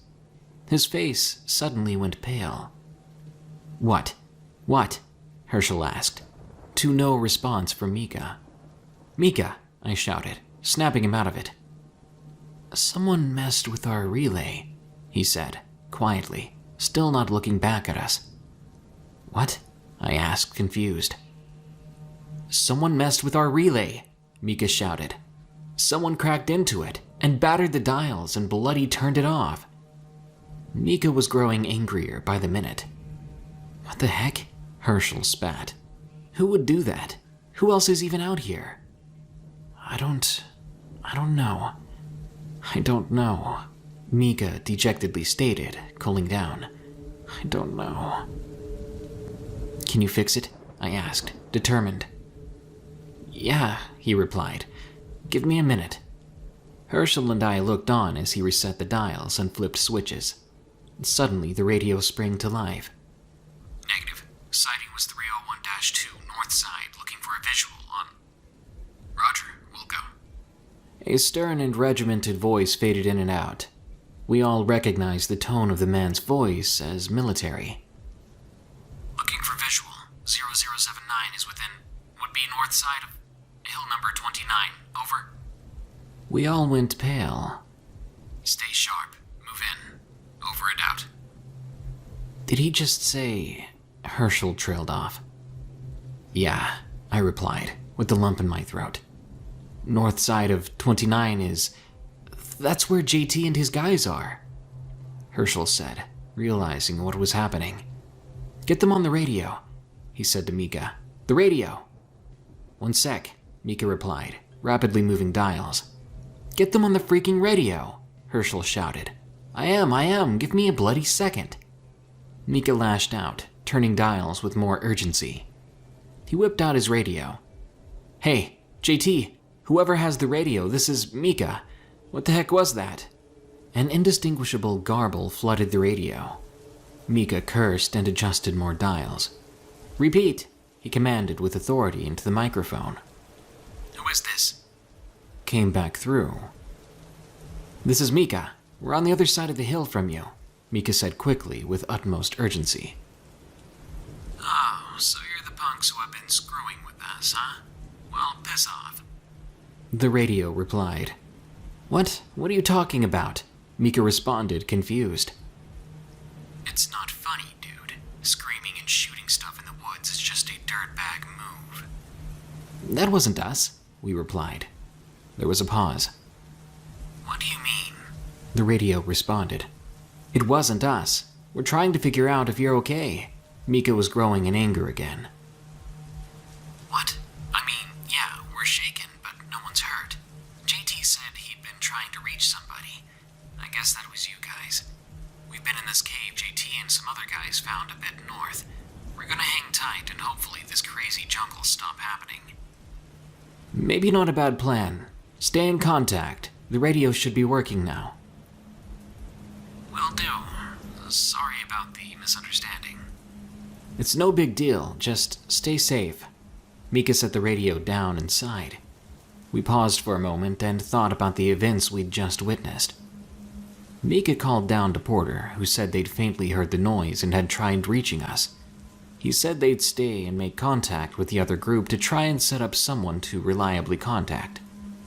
"Well, while we're up here, might as well check the weather," Mika said, finally relaxing a bit. He tuned the radio to the weather frequency. "And it looks like we're going to have some nasty rains coming in this evening in the next few days. We have some flooding issues in the lower valley region, so if you're in those areas, roads will likely not be safe to travel on. Many local towns have declared a shutdown of most roads in order to..." "Did they say here?" I asked aloud, realizing what this might mean. "That's just great. Now we can't even leave," Herschel exclaimed, hearing the bad news. "Yeah, looks like we're stuck here, at least for the night," I sighed. "If we're gonna be here, let's at least try to enjoy it, guys," Mika said, standing up. "Let's head back to camp. It's been 2 days out here already, and we haven't even touched our cooler. Let's go get plastered." And that's what we did. By the next morning, we were up far later than was normal, all of us sporting head-splitting hangovers from the night before. Herschel groaned as he sat up, setting the precedent for everyone else.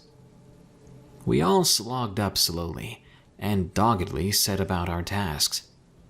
We were all doing our best to ignore the prior events and try to enjoy ourselves, at least a little. The ever-present rain made it hard to get a fire going.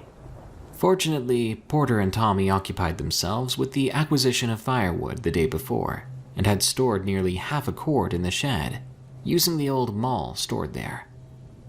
The group enjoyed the rather slow and tired breakfast of hotcakes and bacon, a warm refresher from the previous day's breakfast.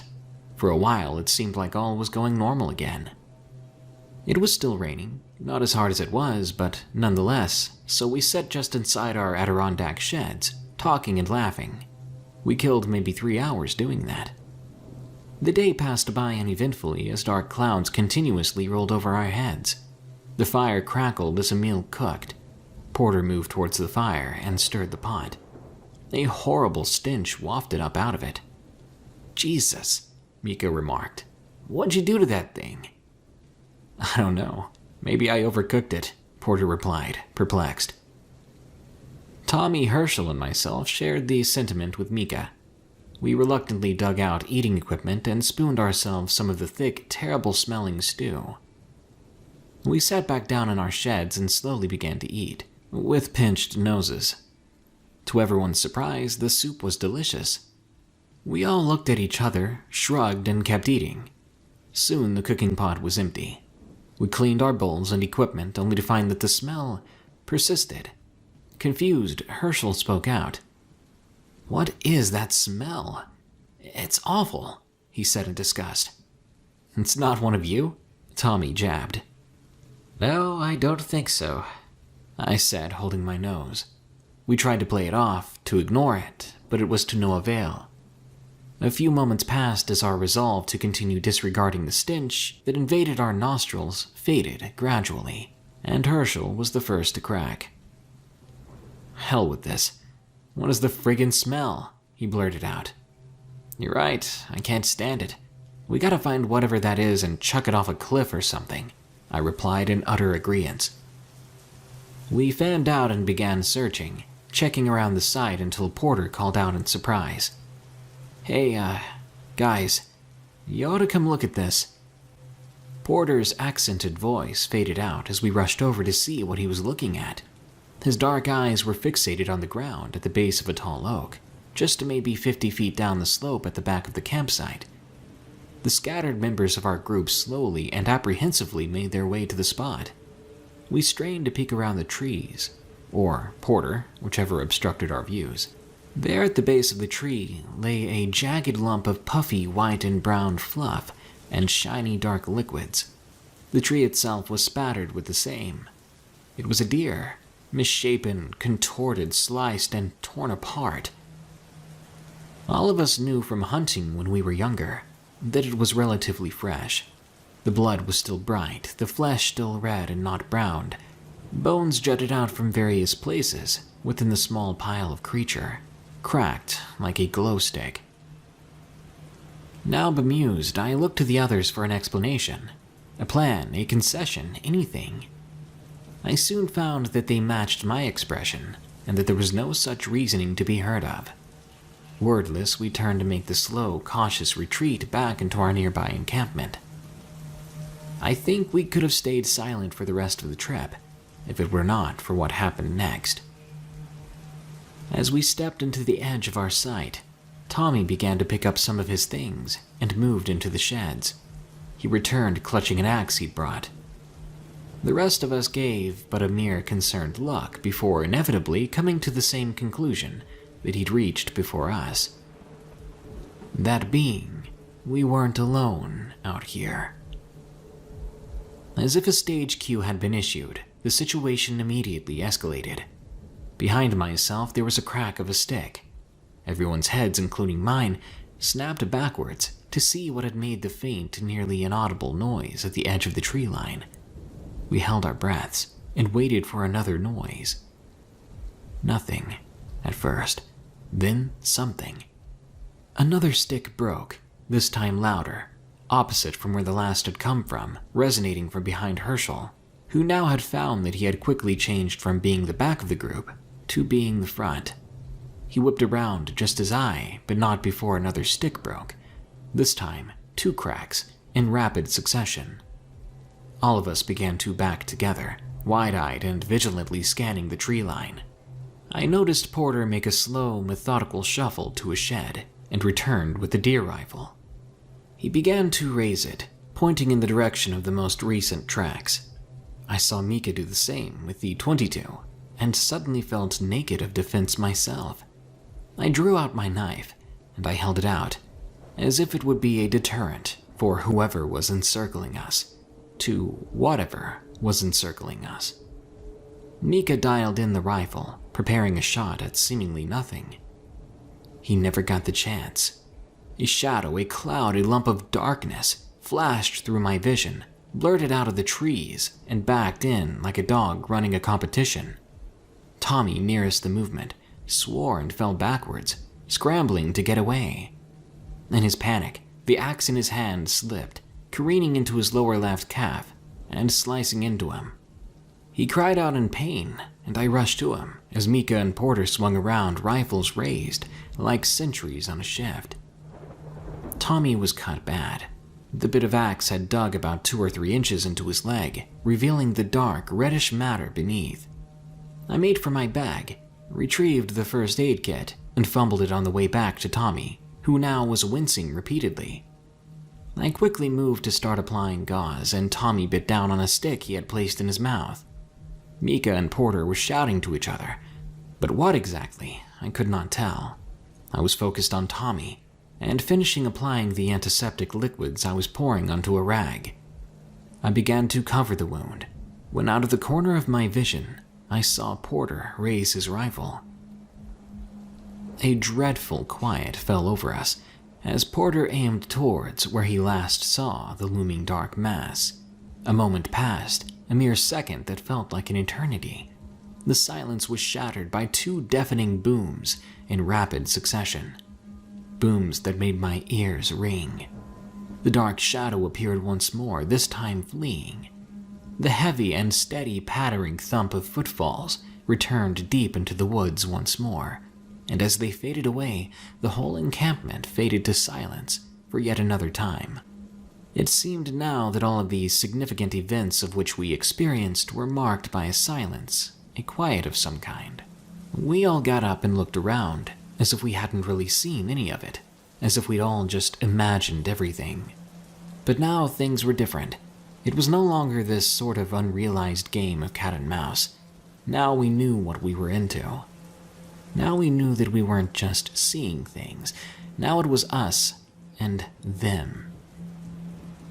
We all realized this as we set about solemnly patching up Tommy and packing our bags. The rain and the flooding, it couldn't have been that bad. We had to get out.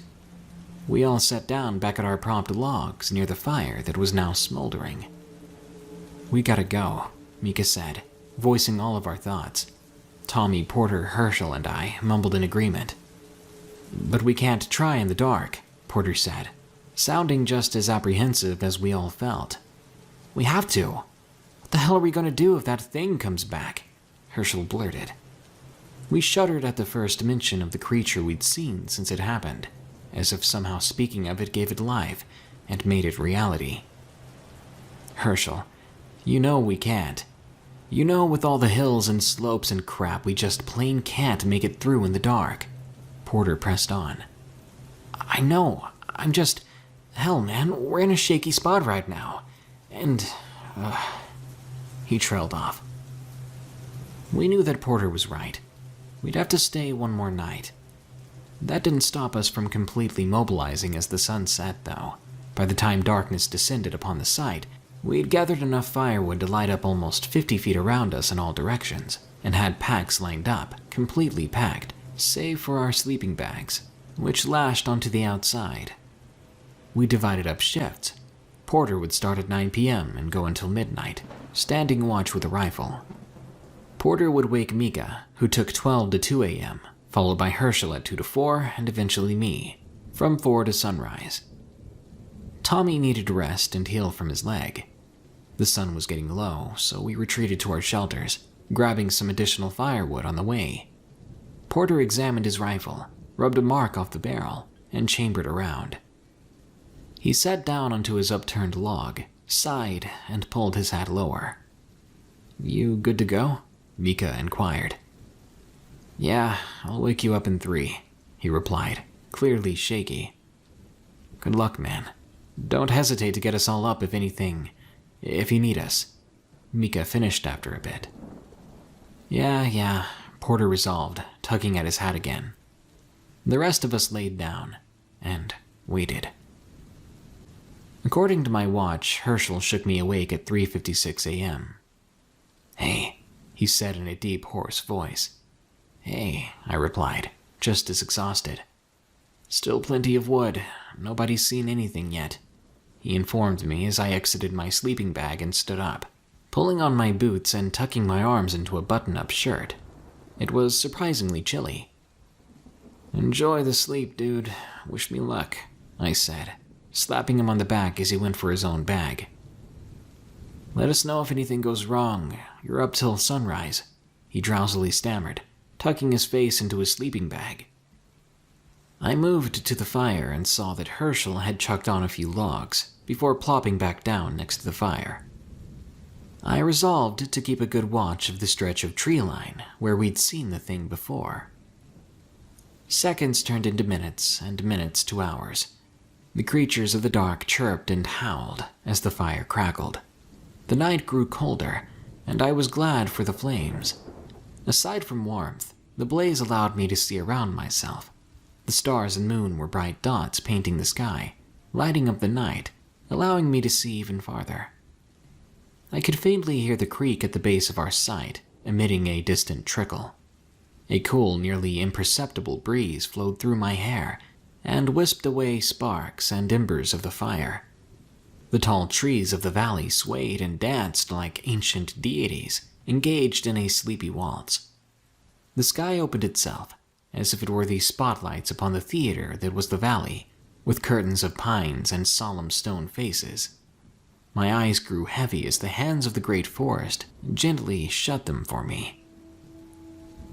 I awoke from my near catatonic state to what I believed to be pine resin in my fire, cracking louder than usual, as it sometimes does. I put together the thoughts to check my watch, finding it was now nearly 6:30. The sky was beginning to light up. The fire popped loudly again, but something was off. It took me a minute to realize that the fire behind me was not giving off much light anymore, nor was I being warmed. I turned to face it. It was smoldering nearly out. I murmured an expletive and tossed on a few new logs. Soon the fire was going again. I was about to drift off again, before my brain finally realized what felt so wrong. How did the fire pop so loudly, if it was out? With impeccable timing, another pop rang out. Fully awake, I placed it as a distant noise. It was a gunshot. No, I spoke softly to myself, beginning to realize what was happening. That ear-rending scream I knew all too well boomed through the valley again. My stomach sank. I felt like a kid who was about to be sick on a county fair ride. I stood alone, listening still. Another shorter groan echoed again and snapped me out of it. I turned toward the shed. "Guys, hey guys," I yelled, panicking. There was stirring in the shelters. What? Mika said, standing up. "Listen," I demanded, frantically gesturing to the distance. The four others, now plenty awake, listened intently. There was nothing. They looked at me confused. In the distance, there were shots and screams. I exasperatedly stated, just as Herschel gave a bemused, "Huh?" The screech was back, followed by 2 more shots. They turned to me wide-eyed. "Ah, hell, JT," Herschel said. "Radio. Get them on the radio." Mika frantically went for his pack. He produced the radio and flicked it on fast. "JT, Group 2, anyone, come in. This is Mika, come in," he shouted. No response. He tried again, but to no avail. Everyone swore. "Bags. Get your bags. We gotta go help," I commanded, sounding far more confident in my choice of words than I really was. No one replied, instead heading for their packs and quickly lacing their boots. Porter helped Tommy up, and after talking, I assumed they determined Tommy was well enough to walk. We took off, quickly kicking the fire out as much as we could in about 30 seconds, clicked on our dim lights, and prayed that between that and the slowly rising sun, we would have enough to make our way there. Mika tried over and over to reach Group 2 by radio. We walked into the solemn woods once more, rapidly approaching Hill 29. When we made it to 29, Mika and myself set up the hill for the 3rd time, leaving the rest to wait with Tommy to let him get some time off his bad leg. This time, though, we knew our route and got up the hill in no time. To our relief, we didn't hear any more sounds from the other camp. On the flip side, Mika still couldn't reach them, so it wasn't just the radio. We recovered the comms equipment, rapidly strapping it to our pack frames. We scrambled back down and set on the trek again. The forest had transformed so much since our walk in. What was our own green heaven was now a shaded nightmare. Our boots were in a strangely uniform cadence as we nearly marched our way up and down the deep hills. The sun was reaching higher and higher in the sky. We clicked our lights off, and soon we drew within a few miles of the second encampment. Mika called out loudly. No reply, no surprise there. We descended into the valley down the campsite, and soon we could see the large shapes of the shelters in the afternoon sun. We broke the tree line into the camp's clearing, and what we saw was bizarre. The site was vacant. We called out again, but it truly was vacant. There were loose belongings here and there, a shirt, a water bottle, and even a pocket knife. The shelters were slightly charred, and the remains of what once was a tent was now a few metal poles and shreds of fabric. A lone yellowed note, clearly soaked in rain, was left just inside the shelter under a rock. We tried to make out the words, but what we were able to read was, "We had to leave. Radio won't. Meet back." And something out here. Mika read the mostly unintelligible note. "They're already gone," he concluded. "God, I hope they made it out," Tommy trailed off.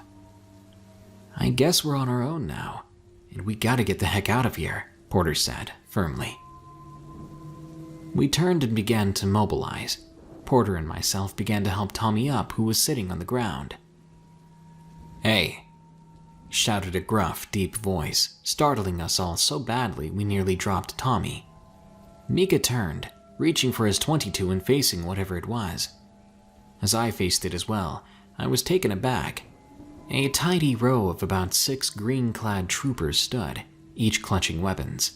Several were wearing pack frames with pressurized tanks strapped to them, and all kinds of hosing running all over.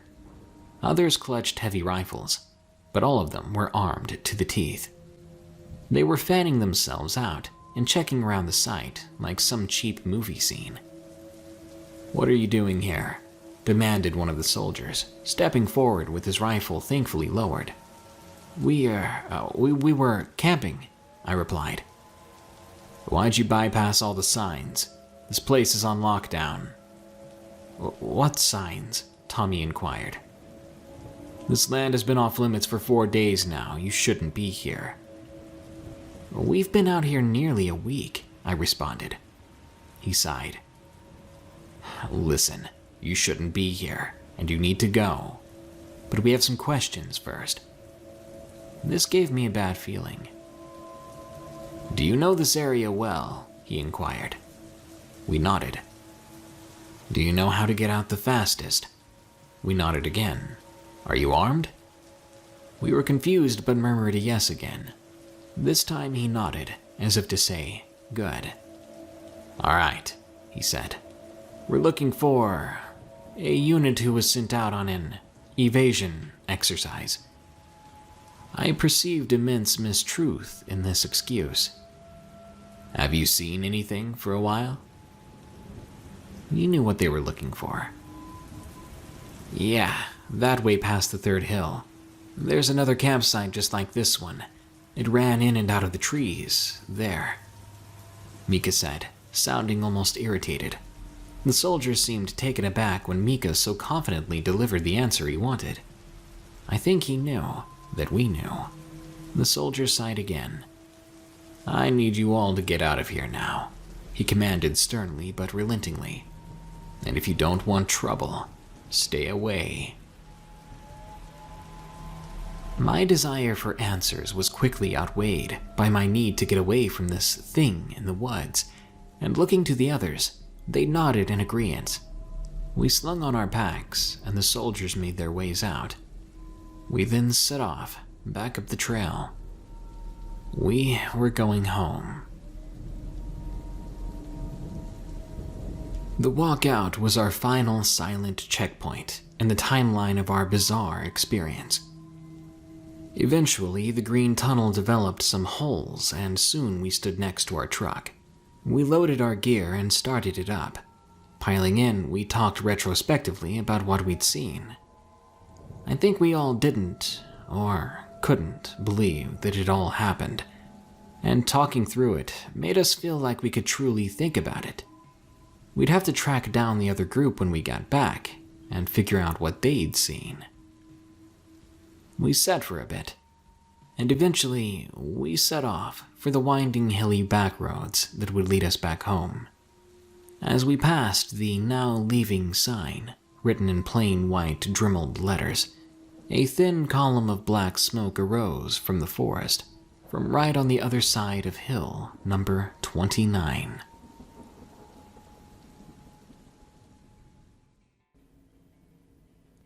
Encounter with a shadow being in the woods.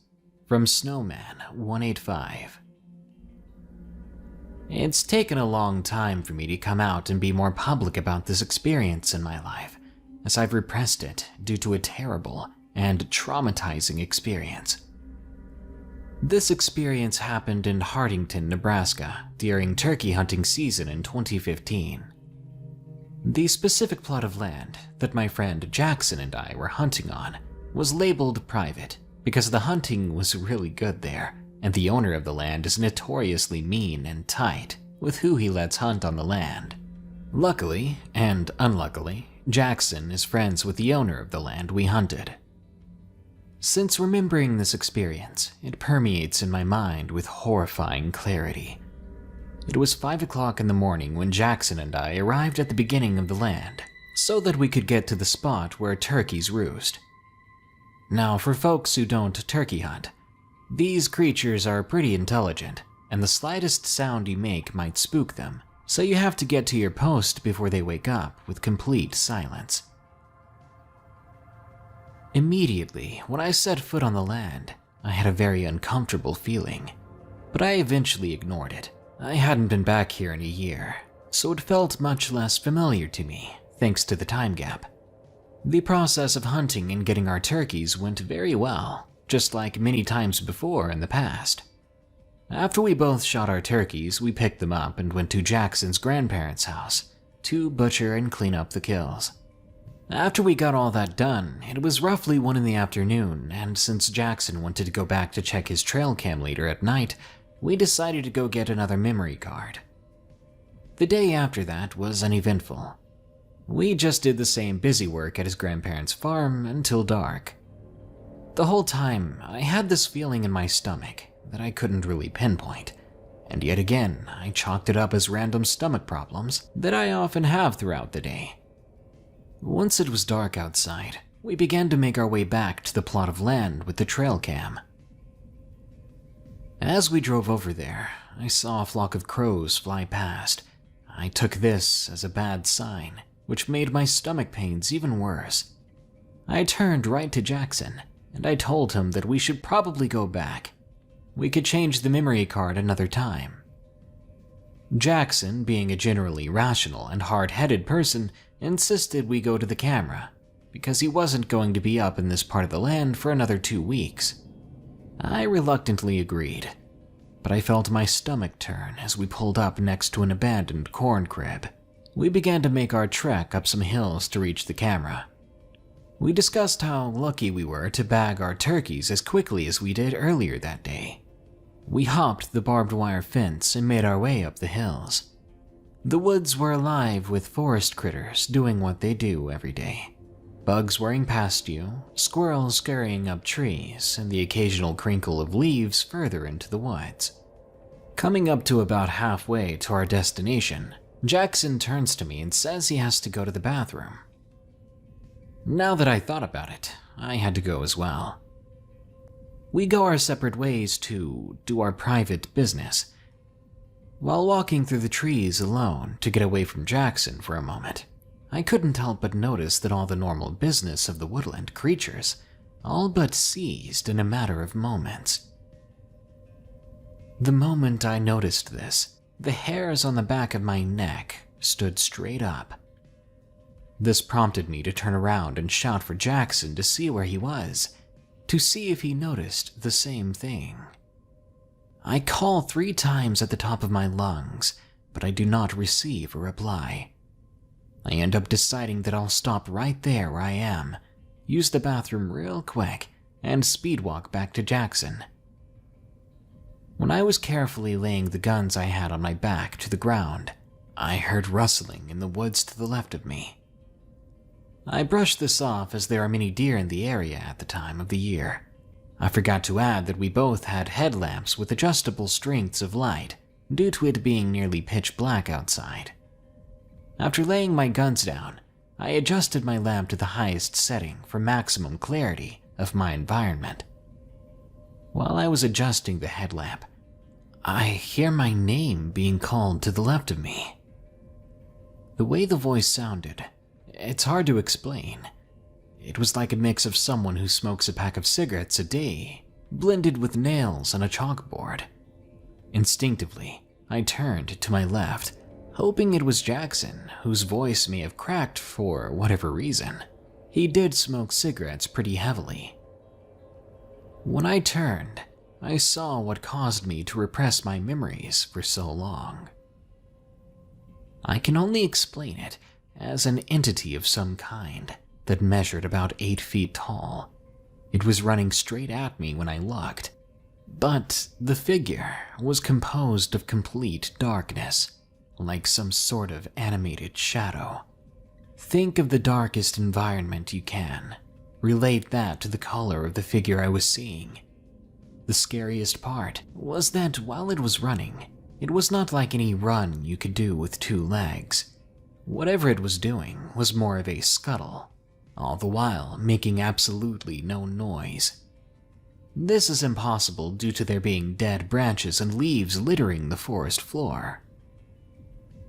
When I initially saw this entity coming right at me, it was about 75 yards away, but I blinked once, and the distance instantly shrank to only 25 yards. Staring at this thing running towards me, I noticed that it had no distinguishable features, until it opened what appeared to be a jaw.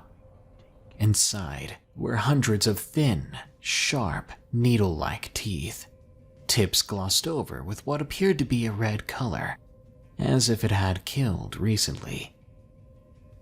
While this thing was doing this, eyes protruded on its body from seemingly nowhere. These eyes were red with a hint of yellow thrown in. Struggling to breathe in my panic, I grabbed the 12-gauge Remington Super Mag, and I fired in its direction 3 shells. My ears rang, and I became briefly deafened. As I shook my head and looked back at the creature, it was still coming, unscathed, but I did notice a blister in the tree behind it. One of the shots that should have hit had gone straight through. I turned and ran, but I knew it would catch me. If something could travel 50 yards in the blink of an eye, I was honestly surprised that I wasn't dead yet. The entire time I ran, I could hear my name in that same voice as before, being called from behind me.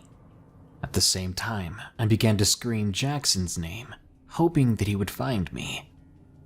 After a minute or two, I finally hear him yelling my name to the right. I yelled back at him, but I was already so close to the truck that I just told him to pile in with me. I peeled out, and we left the hunting ground. Jackson had plenty of questions, but I wasn't in the mood to talk for a while. I don't go back to that hunting ground anymore. I'm too afraid to go back to that land, and I wish I had any idea as to what I saw that day, but I don't. Warning: the following story contains written illustrations of dead animals that some viewers may find disturbing. What do the crow feathers mean? From Wicca Boo. Growing up as a little girl in the backwoods of rural eastern Pennsylvania, I learned a lot of things. I learned how to make a fort. I learned what plants I could eat and what to avoid. I learned how to tell what track belonged to which animal. And most importantly, I learned what places I should never go. My earliest memory of the 200 acres of state game land that our property sat in the middle of was something I'll never forget. At the age of around 6 or 7, I can remember that one day that I heard mewing coming from under the porch. When I peered under the wooden steps, I stumbled upon 2 very different cats. My mother came home to find me grass-stained and sitting with a fluffy black and white kitten and a scraggly old gray cat with matted fur. Not until she called my name did I turn to face her with a cut across my face. Right then, she knew that we'd have to name them. So we did. Baby and Scar. I came home every day to play with these cats until my mom decided that we couldn't take care of them both, and my neighbor adopted Baby, the cute little kitten, leaving me stuck with Scar. Scar was a strange cat. As much as I loved and enjoyed him, he of course was not my cat so much as nature's cat. He would always leave me dead things like birds and mice to clean up. Scar knew how to survive and thrive in the woods. He seemed to know every path hiding in the whole game lands. Although Scar, the beast, would wander off always, he never failed to be waiting for me back at home. So of course I was surprised when I got home from school one day, and my lovely Scar was nowhere to be found. I decided, of course, I would find him. I trekked off into the woods past the stream on the property and into dense forest. The trees waved in the slight breeze and the sun shone overhead. Birds chirped and leaves rustled. Despite how distraught I was about possibly losing my beloved little monster of a cat, I was beginning to enjoy myself on this walk. Just as soon as I began humming to myself, I could hear a mewing off in the distance. Of course, that makes so much sense that Scar would know my voice. That's what I thought, so I bolted in the direction of the meow. Soon I found that the sound of my feet crunching the leaves below blocked out the subtle mewing in the distance. I slowed down to realize that I no longer heard my Scar's meows, and I heard absolutely nothing at all. The only noise that was made were my footsteps. The birds had stopped their songs, and the wood's movement from the wind had gone dead still. The sun had now fallen behind some clouds, creating a thin shadow of darkness under the already blackened tree coverage. Due to this silence, my ears sharpened. My other senses seemed to focus too. I looked around, wondering where I was, and if I could even get back. I thought about how my mom must have gotten home by now. She'd be so mad at me for running off in the middle of nowhere before she got home. My eyes focused on a cleared spot in the dense brush. I realized I'd found a trail. My survival guide brain kicked in and I rationalized that it must lead somewhere, so I figured I could follow it and eventually get home, or at the very least to a road. I began to walk, and walk, and walk. I began to notice something that piqued my attention.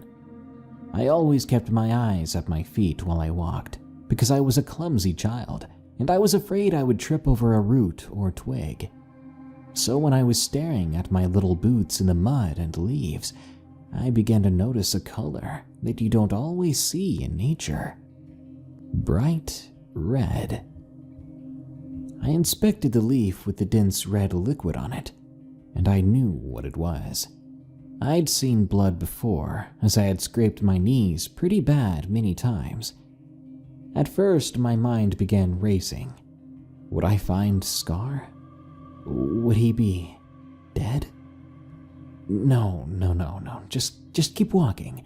Follow the trail. The blood followed the trail too, though. Every step I walked to avoid the drips and drops and splatters. But my little mind was relieved when the blood had feathers instead of cat fur. The shiny black feathers were large and had a green tint to them. I figured at some point I'd find the animal they belonged to, all mangled and no longer living. I was dreading that scene until I had an epiphany. Perhaps my Scar had killed many a small creatures. He'd left a trail of blood up my wooden porch dozens of times, leaving us plenty of little cat presents. This had to be him. Had to be my Scar. I raced and dashed among the branches and ferns. Somewhere the blood led, somewhere that my Scar would be. I just knew it. My heart skipped a beat as I stepped and my shoe got stuck under a log, sending me flying forward. I had skidded across the forest floor and my shoe got taken off, still wedged under the log. My arm had hit a rock and it tingled, but I found myself brushing off my clothes and hopping back up. I was okay. I refocused. I was following a trail. A trail. My eyes beated back and forth for the trail, but it was gone. Where had it gone? It was just there. I frantically turned, searching for that familiar crimson color that I'd followed for what must have been miles. But it was gone. I abruptly sat there and cried. I knew it. That was Scar, and I had no hope of finding him. Just as I opened my eyes, wiping tears away, my vision corrected and revealed yet another color that you rarely see in nature.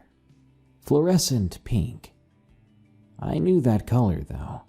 It was the one my dad used to mark the trees on our property line. The ones he never got around to cutting down. I knew where to go now. If I just run towards the tree, my house would come into view soon after. So that's what I did. For the last time, I ran overjoyed to be in a familiar place. Just as my driveway came into view, my mother's car was pulling into the parking spot. I ran to her and hugged her with the biggest 6-year-old squeeze. She smiled at me and said, "You're sure happy to see me?" I pleaded with her not to punish me, that I was sorry for being gone so long. She frowned and scolded me for being in the woods alone, but said she had no idea what I was talking about. She had just got home. My mom got home from work every day only 20 minutes after I got home from school. This did not make sense, though. I'd been gone for several hours, lost in the trees, following a feathery, bloody trail. My little kid brain wasn't too bothered by that gap in time, however. The only thing that mattered was that I was home. I was safe. I was secure with my mom. When I pulled away out of her arms, I noticed something behind her. The crimson drips across the concrete that formed a walkway to my porch. He was home. I knew it this time. I jumped across the concrete, turning toward my deck toward the stairs. I was right. Scar had come home to me just as I'd wished. I expected to see him there, with a crow jutting from his jaws, and though this was nearly the case, something was wrong. I fell backward, and a wave of dread crashed over me. My Scar had come home, all right, but he had been mangled and crushed with fresh blood still creating little plops on the steps below. His gray stripes could barely be seen under the coat of deep color liquid. His limbs seemed to have been pulled from their sockets, dislocated and broken. He had become a mess of a carcass, nearly unrecognizable. But I knew it was him. I could always tell him apart. For as much as no one would believe, he was my cat. The only distinguishing thing in this mass of mess was a single reflecting crow's feather. Now, let me fill you in on some things that you didn't know before. Things that I certainly didn't know when I was 6 years old. Our woods were on Native American land, or what used to be their land. There are 3 signs outside of the development that talk about how the natives gave the land to the pioneers, and however quirky and nice that sounds, it's simply not the truth. I soon found out that the land was sacred and had been stolen from the tribes. One of the signs, that is very dilapidated, states that there was a wagon trail that led the mountaineers here, and they started building mines under where all the houses are. In fact, there are these old mountaineer homes that are abandoned on a trail near my own house. Every time I explored one of these houses, I found a new dead creature. Not freshly dead, usually just bones. There used to be a dead crow nailed to the ceiling of one of the houses. However, it has since been moved by someone or something. Lastly, during my trip to a clearing behind my home, I found an arrowhead in the dirt. This land is now mostly owned by the state, but my house is here, and I know it was never meant to be. I've come to the conclusion that some sort of native curse or entity had killed my cat, leaving the feather as a sign. I know that the crow feathers must mean something, because I would always continue to find them wherever I found dead animals. I know it sounds odd, unbelievable even. I wish I could be more informed on the subject. But believe me when I say the last thing I want to do is to anger the natives and their spirits.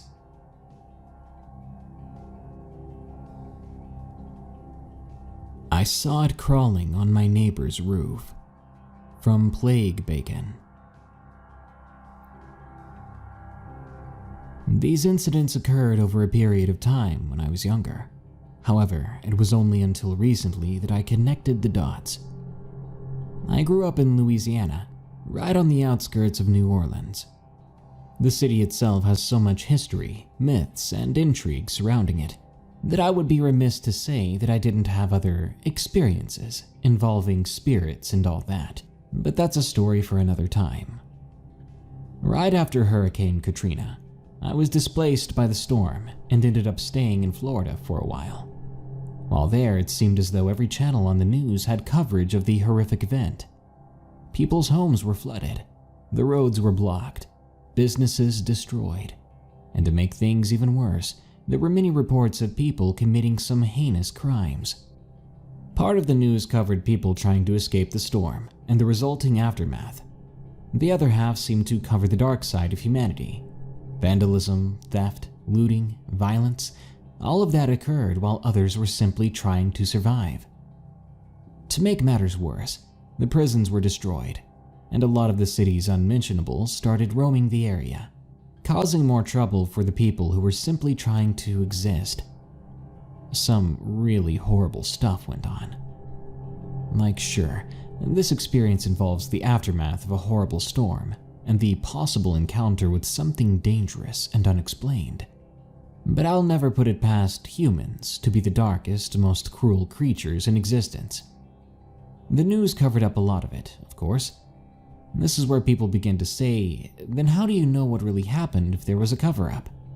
And to you I'll say this. I was there in the Superdome. I hid from the prisoners when they broke in, and I, being one of the able-bodied people in the area, had to help deal with the people who weren't as fortunate in being able to hide. Coverage about the swamp's flooding, animals escaping zoos, as well as creatures from the bayou areas, like alligators and such, were frequent. Many of these dangerous animals made their way into the same broken streets as the ones where there were people simply trying to get back home. So what I'm trying to say is, all manner of beasts were displaced by the storm, not just humans. But what about the things that we are told don't or shouldn't exist? Is it possible that the storm impacted them as well? A few months after the storm, I eventually moved back to Louisiana, trying to put back the pieces of my own life. I lost a dear friend to looters. My house was in shambles, and the majority of my classmates were off in different cities now. Thankfully, I started dating my now wife from Florida. We would take turns visiting each other every other weekend. It was a long-distance thing, but we made it work. This is relevant to the story, trust me. One week as I was driving my sister home from the movies, we started talking about lions. She was 13 at the time, and she just got out from seeing the Narnia movie with some friends. We crossed over the small bridge over a canal that led into our subdivision, and as we turned the corner, she said something along the lines of, "And Mr. Tumnus started to play a flute, and..." "Wait, what's Tumnus again?" I asked. She saw my confused face and continued, He's got like the legs of a goat, but he has horns and doesn't have any hair on his body like Phil. You know, from Hercules. She paused mid-sentence. Oh, did Ashley get a new dog or something? She motioned towards our neighbor's yard. I glanced to the left and saw what looked to be a grayish dog, sort of like a greyhound, sitting in their front lawn. Something about it didn't feel right. It was skinny, like a little too skinny. Its muzzle looked to be flat, and its legs were longer than I thought they should be. But I was no dog expert by any means. I didn't think too much about it at the time. "I'm not sure," I said, as we drove past their house, "but I can ask later." We drove off, with that dog looking in the direction of our car, almost as if it were following us with its eyes, but I figured that's what animals do, and I cast it off as nothing. Later on, I would text Ashley about her new creepy puppy, but she had no idea what I was talking about. She said, if anything, it was probably some stray that got a whiff of her dog's. Poor thing was probably malnourished if it was as thin as you described, she told me. I wrote it off as whatever and forgot about it entirely for a while. A few weeks later, I was on the phone with my girlfriend, talking about our respective days at school. I walked into the kitchen to grab a Coke. Robin, my sister, was browsing her friend's MySpace pages and listening to Lil Wayne on Pandora. As soon as I walked into the kitchen, I could barely hear what my girlfriend was saying, so I asked Robin if she'd lower the music. She begrudgingly complied, after muttering to herself. I grabbed my Coke, a whole bag of chips, don't judge me, and was making my way back upstairs when I heard Robin call to me. "Kuya," she squeaked as I rounded the steps.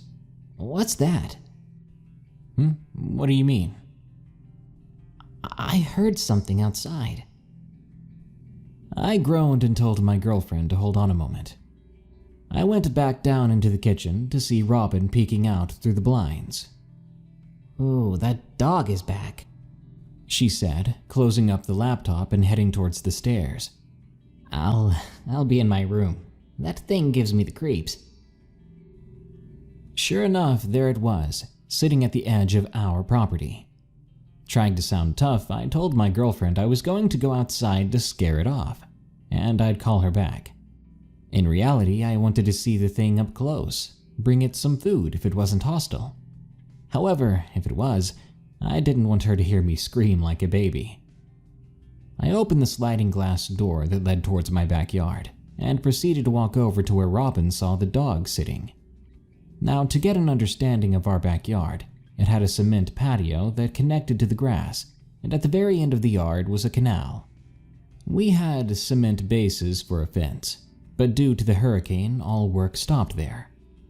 As I approached closer, its gaunt silhouette started to make me feel uncomfortable. It did that thing with its eyes that nocturnal animals do when they reflect light. You know, making it look even more unsettling. I took a deep breath and was about to let out a, "Hey boy, you hungry?"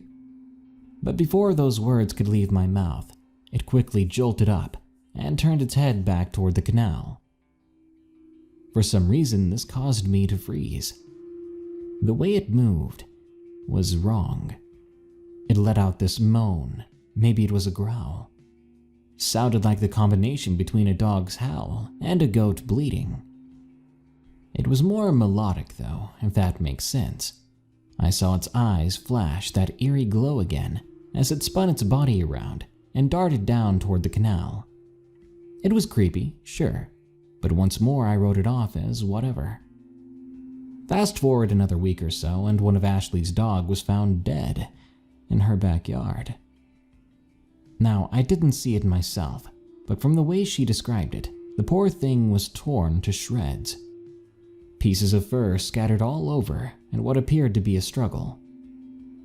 The general consensus was that a bobcat or some other wildcat had done it, but she wasn't convinced. "But Jacques was a mastiff," she kept repeating. "There's no way some bobcat got to him like that." Now, I know what you're thinking. It's probably related to that thing I saw, right? It was outside of her house that one night, too. I mean, the thought crossed my mind, but I didn't want to bring it up around her. Later that same day, I was sitting on my roof. I would crawl out of my window from the second story and recline on the rooftop that hung over the garage. This gave me a good view of the neighborhood. I was telling my girlfriend about all that had happened so far, how I kept hearing strange sounds at night, and about how Jacques was found dead.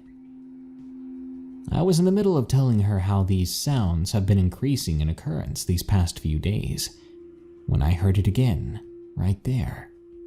It sounded louder, closer. Before I could ask if she heard it as well, she asked, "What the hell was that?" confirming that she had heard it too. I then proceeded to tell her my theory on how it was connected to the creepy dog. When the weekend came, my girlfriend was in town to visit, so I took her and my sister out to dinner. It was a nice meal: steak, potatoes, soda. The latter is important because none of us had any alcohol during the meal.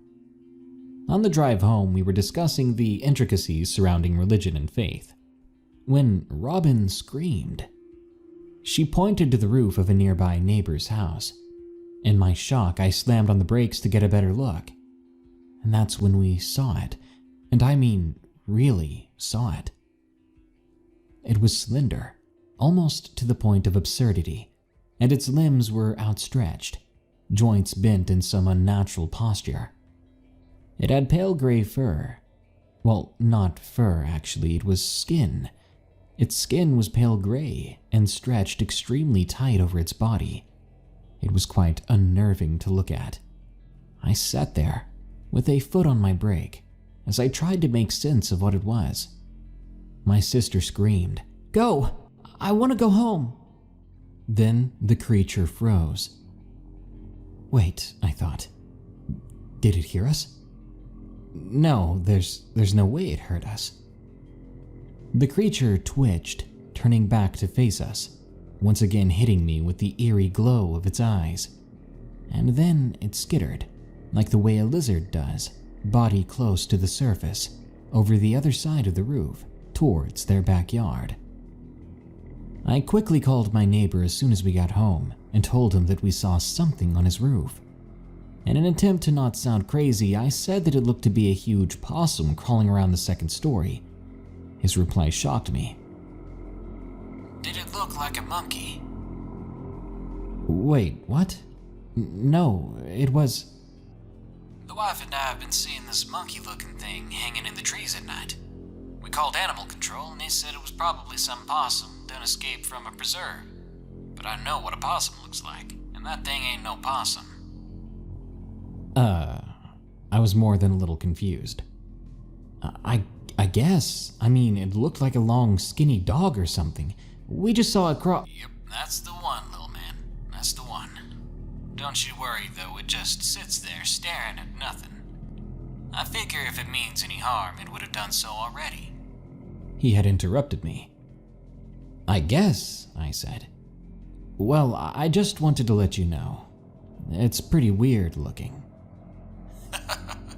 He laughed. "Well, if it come in here, I'll knock it dead and mount it on my wall." And that was the end of that. Fast forward to a few weeks ago, early 2020. My wife, the girlfriend from the story, and I ended up moving to Florida, became parents, and were living the good life when my sister and parents came to visit us for the weekend. While the grandparents were enjoying putting our daughter to sleep, Robin suggested looking for creepy videos on YouTube. We're horror buffs, so why not, right? We came across a few scary story channels, but then soon came across another YouTube channel. Wish I could say the name of the channel in the video. But he had a numbered list of the creepiest things ever caught on camera. It went through various ghost sightings, unexplained occurrences, and even dabbled into the unexplained creature territory. This YouTuber started to talk about the Rake, a creepypasta creature. As with the other items on the list, it had some photos and videos attached, all of which looked eerie, until we came across one photo. A photo of a long, emaciated creature sitting on all fours. Almost as an aside, Robin said, "That looks like that thing we saw on the roof. Do you remember that, Kuya?" I looked up and squinted. "Yeah, kind of. I'm surprised you remember that." My wife added, "She's right. I remember it as well, and it did look very similar to this." We laughed it off as a strange experience and proceeded to watch the video, which more or less said, supposedly the rake lives within deep forests. Reports have also cited the creature in places like Louisiana. We all froze. The hair on the back of my neck stood up as it all came crashing back. I looked up to see my wife and Robin in similar instances of awe. "Well, crap. Now that's creepy," I said. The video proceeded to show more convincing footage of the rake, with glowing eyes, via a video from a sewer tunnel. You probably know what video I'm talking about. As I watched it, I began to feel uneasy. Those eyes, they pierced through me. I mean, that's exactly what I remember staring back at me from way before. "That's even worse," I started, "because that's how I remember the eyes look." I cut myself off. Then the creature in the video ducked out of view, moving in that same fluid yet jittery motion as it did on that roof. My wife and my sister froze, both visibly shaken. This sparked a big discussion on cryptids and the like, ending with both my wife and sister telling me to share our story. Someone needs to know something, they said. A thing I forgot to mention earlier was the smell. There was always this dry, musty, rotted smell lingering in the air whenever we remember seeing it, but I couldn't find anything that talked about how the rake smells. So whoever's listening, did we really encounter the rake back home? Is it possible that there's more than one of these things out there? I mean, what else could it be? I know it's hard to explain, but the creature in that video, it was so similar. The movement, those eyes, one does not forget a sight like that. Not at all, especially once you've seen it on your neighbor's roof. What is taking people in the Northern California wilderness? From Wicked Wendigo. This story was passed down to me by my grandfather. I'll be relaying this story from his point of view. He said this happened to him when he was 17 years old. He was born and raised in the lush wooded landscape of Northern California. Our family has roots all over Northern California and Oregon, so naturally most of us are avid hunters and outdoorsmen. My father, grandfather, and I are very experienced with the wildlife that inhabit these woods. So what my grandfather encountered in the woods of NorCal back in 1968 is something still debated amongst our family. It was late spring in 1968. My senior year of high school was coming to a close, and I couldn't help but reflect on the last 4 years of my life. So much had happened. My childhood best friend, Greg, had gone missing on a hunting trip 2 years prior. No evidence had been found that could help determine what had happened to him. Local law enforcement eventually gave up searching. All that was left of Greg were my memories, and his face with the word missing plastered all over our small town. From the day he vanished, I spent every weekend scouring those darned woods, hoping I could do what all the trained professionals couldn't. I needed some kind of closure. I needed to know what happened. Listen, son, I don't expect you to believe me, no one ever does, but you know Pop would never lie to you. Just don't put me in one of those crazy person homes after this. I'm not crazy, my grandfather told me as he chuckled and cleared his throat. Okay, here's what happened.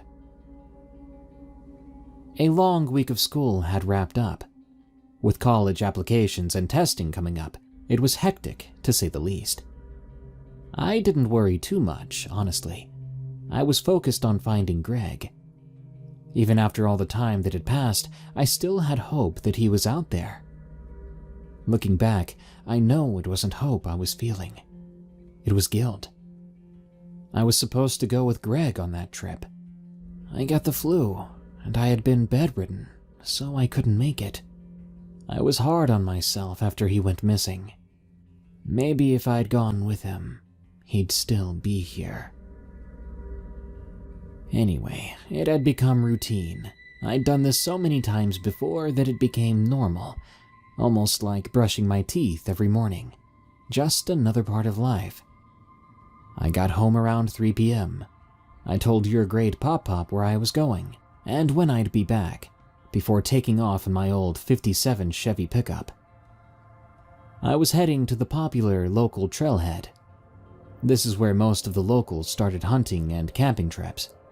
The same place I went every weekend.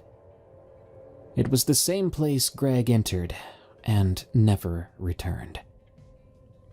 I arrived, threw my pack over my shoulder, and started the long hike up the mountain.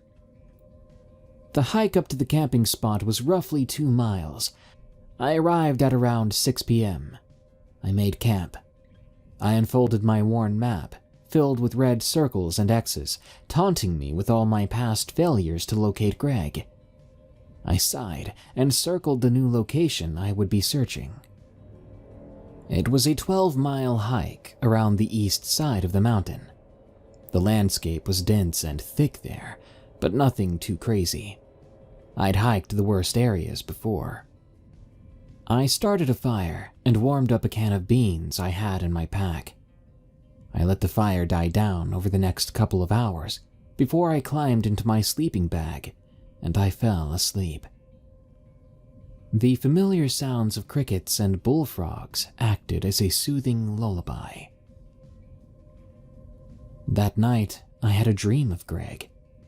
Even though finding him was a main part of my life, not once had I had a dream of him. I remember I could see nothing but pitch black. I could hear the sound of trees rustling during a rough windstorm. Then, suddenly, a small light appeared in front of me. It was flickering yellow and red as I walked towards it. I reached the light and I could see Greg's face illuminated by the flickering light. He held an old oil lantern above his head. I stopped roughly 5 feet in front of him. I tried to talk, but no words came out.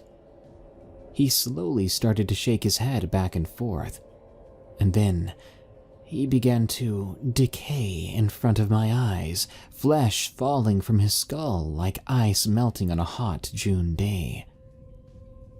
Greg began to violently shake his head faster and faster in the same back and forth motion until he suddenly stopped.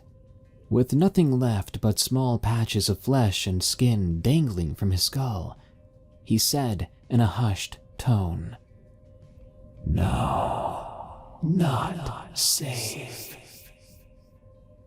I jerked awake with my body drenched in sweat. I felt sick. In that moment, I had no desire to continue my search. I wanted to go home. I wanted to hide under my bed and curl into a ball. I was terrified. I quickly crawled a few feet from my sleeping bag, and I began to vomit.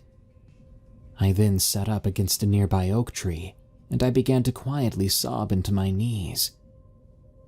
After a few minutes, I opened my eyes, and I was met with my necklace dangling from my neck. It was a 1943 silver penny on a dog tag chain. Greg and I found a pair of these matching pennies one day at the local supermarket. We drilled holes into the top of them and wore them as a type of memento to our friendship. This reinstated my overwhelming desire to find him. I knew I owed it to my friend to find out what happened. So I stood up with the morning sun peeking through the tree canopy, and I got ready to start my hike. It was around 11 a.m. when I started the hike up to the east side of the mountain. I had never been on this trail before. This side of the mountain was very dense. Prior to this, I'd searched all of the southern and western sides of the mountain. I just knew I was getting close to finding answers. Those woods held the secrets of what happened to my friend. I just had to search every inch of that cursed place to find them. I stopped to rest and rehydrate around halfway up the trail. I sat on a large boulder facing the direction I'd come from. I took a sip from my canteen when I heard a loud, guttural scream from behind me.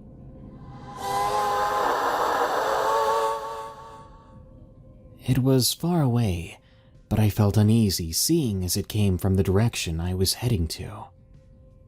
I told myself it was a mountain lion, and that I needed to stay vigilant. All I had on me was a large buck knife for protection. I stood up and began hiking again when I heard the scream once more. It was a bit closer this time, but still fairly far away. I stopped walking to listen. My anxiety grew, and Greg's words just kept echoing in my mind. No, not safe. I took a deep breath and continued on. I couldn't stop. I reached the 8-mile mark around 4 p.m. I'd been hiking for 5 hours, and I needed to start heading back to make camp before dark. I walked around the area to scout a camping spot for next weekend. As I still had 4 miles of this trail left to search, finding an adequate spot, I stopped and leaned against a nearby tree and began to unfold my map, when I heard something unbelievable. Now listen, this is the part where stuff gets crazy, so listen closely and save your snarky remarks and eye rolls for the end, my grandfather said to me. I chuckled and leaned in, now fully invested. My grandfather's face went serious, and he began again.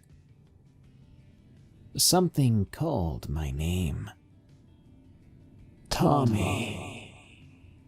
It was Greg's voice. I jolted around quickly to the direction I'd heard it, my eyes frantically scanning from tree to tree trying to locate the source. My eyes filled up with tears as my brain was attempting to rationalize what I heard. Then I heard it again, but this time from behind me. Tommy. I turned around and was instantly met with a sharp pain on the right side of my head. I fell to the forest floor. My vision started to fade in and out until all I saw was black. As he told this story, tears started to well up in my grandfather's eyes. I knew he was serious. I'd honestly never seen him so worked up. Okay, I just need a moment to calm down before I continue. He took a minute to regain himself and began again talking with a shaky voice. I don't know how long I was unconscious, but when I awoke I was met with pitch black dark. The wound on my head throbbed with pain. It was tender to the touch. I touched my face and realized dried blood was running down the side of it and along my neck. I sat up and attempted to adjust my eyes to the dark. I was hit with an overwhelming smell of blood with an underlying hint of sulfur. I scanned my surroundings, looking for anything that wasn't darkness. I spotted something to my right. It was dull blue light accompanied by a faint flicker of yellow and red. Deja vu hit me hard. I remembered my dream from the night before. Surely I wasn't dreaming. The pain I felt was very real. I struggled to stand. Once on my feet, I fell to my right and hit a rocky surface. It was apparent now that I was in a cave. My anxiety heightened as no maps of the area showed caves. I put all these thoughts in the back of my mind. I had one goal at this point: getting out of the cave. I made my way towards the light, using the cave wall to help balance myself. I could not put much pressure on my right ankle. Blood was slowly dripping from my right pant leg, but I pressed on. I could see the light more clearly now. It was coming from the mouth of the cave. I could even see the dull blue moonlight shining brightly with the occasional yellow and red flicker peeking from the bottom of the cave mouth. As I reached the cave mouth, I slowly stumbled out onto a cliffside edge overlooking a small valley. I could make out the mountain I'd been hiking in the distance in front of me. I was shocked. How in the world did I get here? I looked down into the valley and noticed a large bonfire with a tent near it. That explained the flicker from before. I could see two men lying on the ground. I assumed they had gotten pretty intoxicated and fell asleep outside. I turned to find a way down the ledge and into the valley. I needed to get down there and get some help. I found a small trail that led down the cliffside, but something caught my eye as I scanned the ledge. Personal belongings were scattered across the ground, leading into the cave.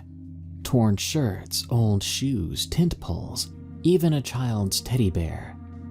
I felt uneasy seeing all these intimate items just lying around. Then my eye caught something reflecting the moonlight. I walked over and picked up a dog tag chain from the dirt. My heart was pounding. I could hear it in my ears. With my hand shaking, I ran my fingers across the chain until I found something round at the end. Then I reached for my necklace. It was still around my neck. A mix of dread and joy filled my body. I wanted to jump and cry at the same time. Greg was here, or he was at one point. I called into the cave in a hushed tone. Greg, are you in there? I started to wobble back into the cave when I heard a loud crashing from the valley below. I placed my back to the ledge and crouched down as to not be seen. I scanned the tree line surrounding the camp when I saw movement. I watched in horror as a long, lanky gray arm sporting 4 bony fingers slowly emerged from the tree line. It grabbed the right leg of one of the men and slowly dragged him into the surrounding brush. I couldn't believe what I was witnessing. Suddenly, everything made sense. My dream, Greg's warning, how I was knocked unconscious and ended up in a cave. I had no idea what that thing was, but I knew it would be back. I shoved Greg's necklace into my pocket and made my way down the cliffside trail as quickly and quietly as possible. With adrenaline pumping, I made my way to the tree line towards the mountain. As I reached the tree line, I turned back to the bonfire, still burning brightly. It was roughly a football field to my left. I noticed the second man was gone. I could only assume the creature had already come back for him. I then looked back up the cliff to the cave mouth, and in the moonlight, I saw it. A tall gray mass moving up the cliffside trail, the one I had just come down. I saw its 2 arms, longer than the creature itself, dragging behind it, clutching 2 dark masses. I could only assume it was the 2 men from the camp. I quickly ducked into a bush and watched as it disappeared into the cave. I wasted no time. As soon as it was out of sight, I made my way towards the mountain. I stopped every few minutes to make sure I wasn't followed. Eventually, I found a familiar trail. I was so tired, I went off the trail and laid under a fallen oak. I fell asleep rather quickly. I awoke to the sounds of birds chirping and the sunshine blinding me. I sat up, still attempting to process what I saw. My ankle was in a lot of pain. I pulled up my pant leg to reveal 4 purple bruises with dime-width holes at the end of each bruise. The bruises wrapped around my calf and ankle. They matched the long fingers I saw grab the men that night before. I reached into my pocket and pulled out Greg's necklace. I now knew what happened to my best friend. Whatever that thing was, it took him, and it almost took me. Judging by the items I saw at the entrance to its home, it had taken many others as well. I made my way up the trail and eventually back to my truck. When I arrived back home, I told your great Pop-Pop that I had a run-in with a small black bear. We went to the hospital to get my head and leg checked out. I knew that lie was the only way I would stay out of a mental institution. You couldn't just go around claiming to see those types of things back then. Regardless, I finally had closure and a newfound respect for the unknown. I don't know what it was that took my friend, but I know I never returned to those woods. I graduated high school, and eventually I moved here and met your grandma. As my grandfather wiped tears from his eyes, he reached into the collar of his polo shirt. He pulled out an old, slightly rusted dog tag chain necklace with 2 silver 1943 pennies dangling from the end. He smiled, tucking them back into his shirt. He looked me dead in the eyes and said, "Son, some things are better left alone."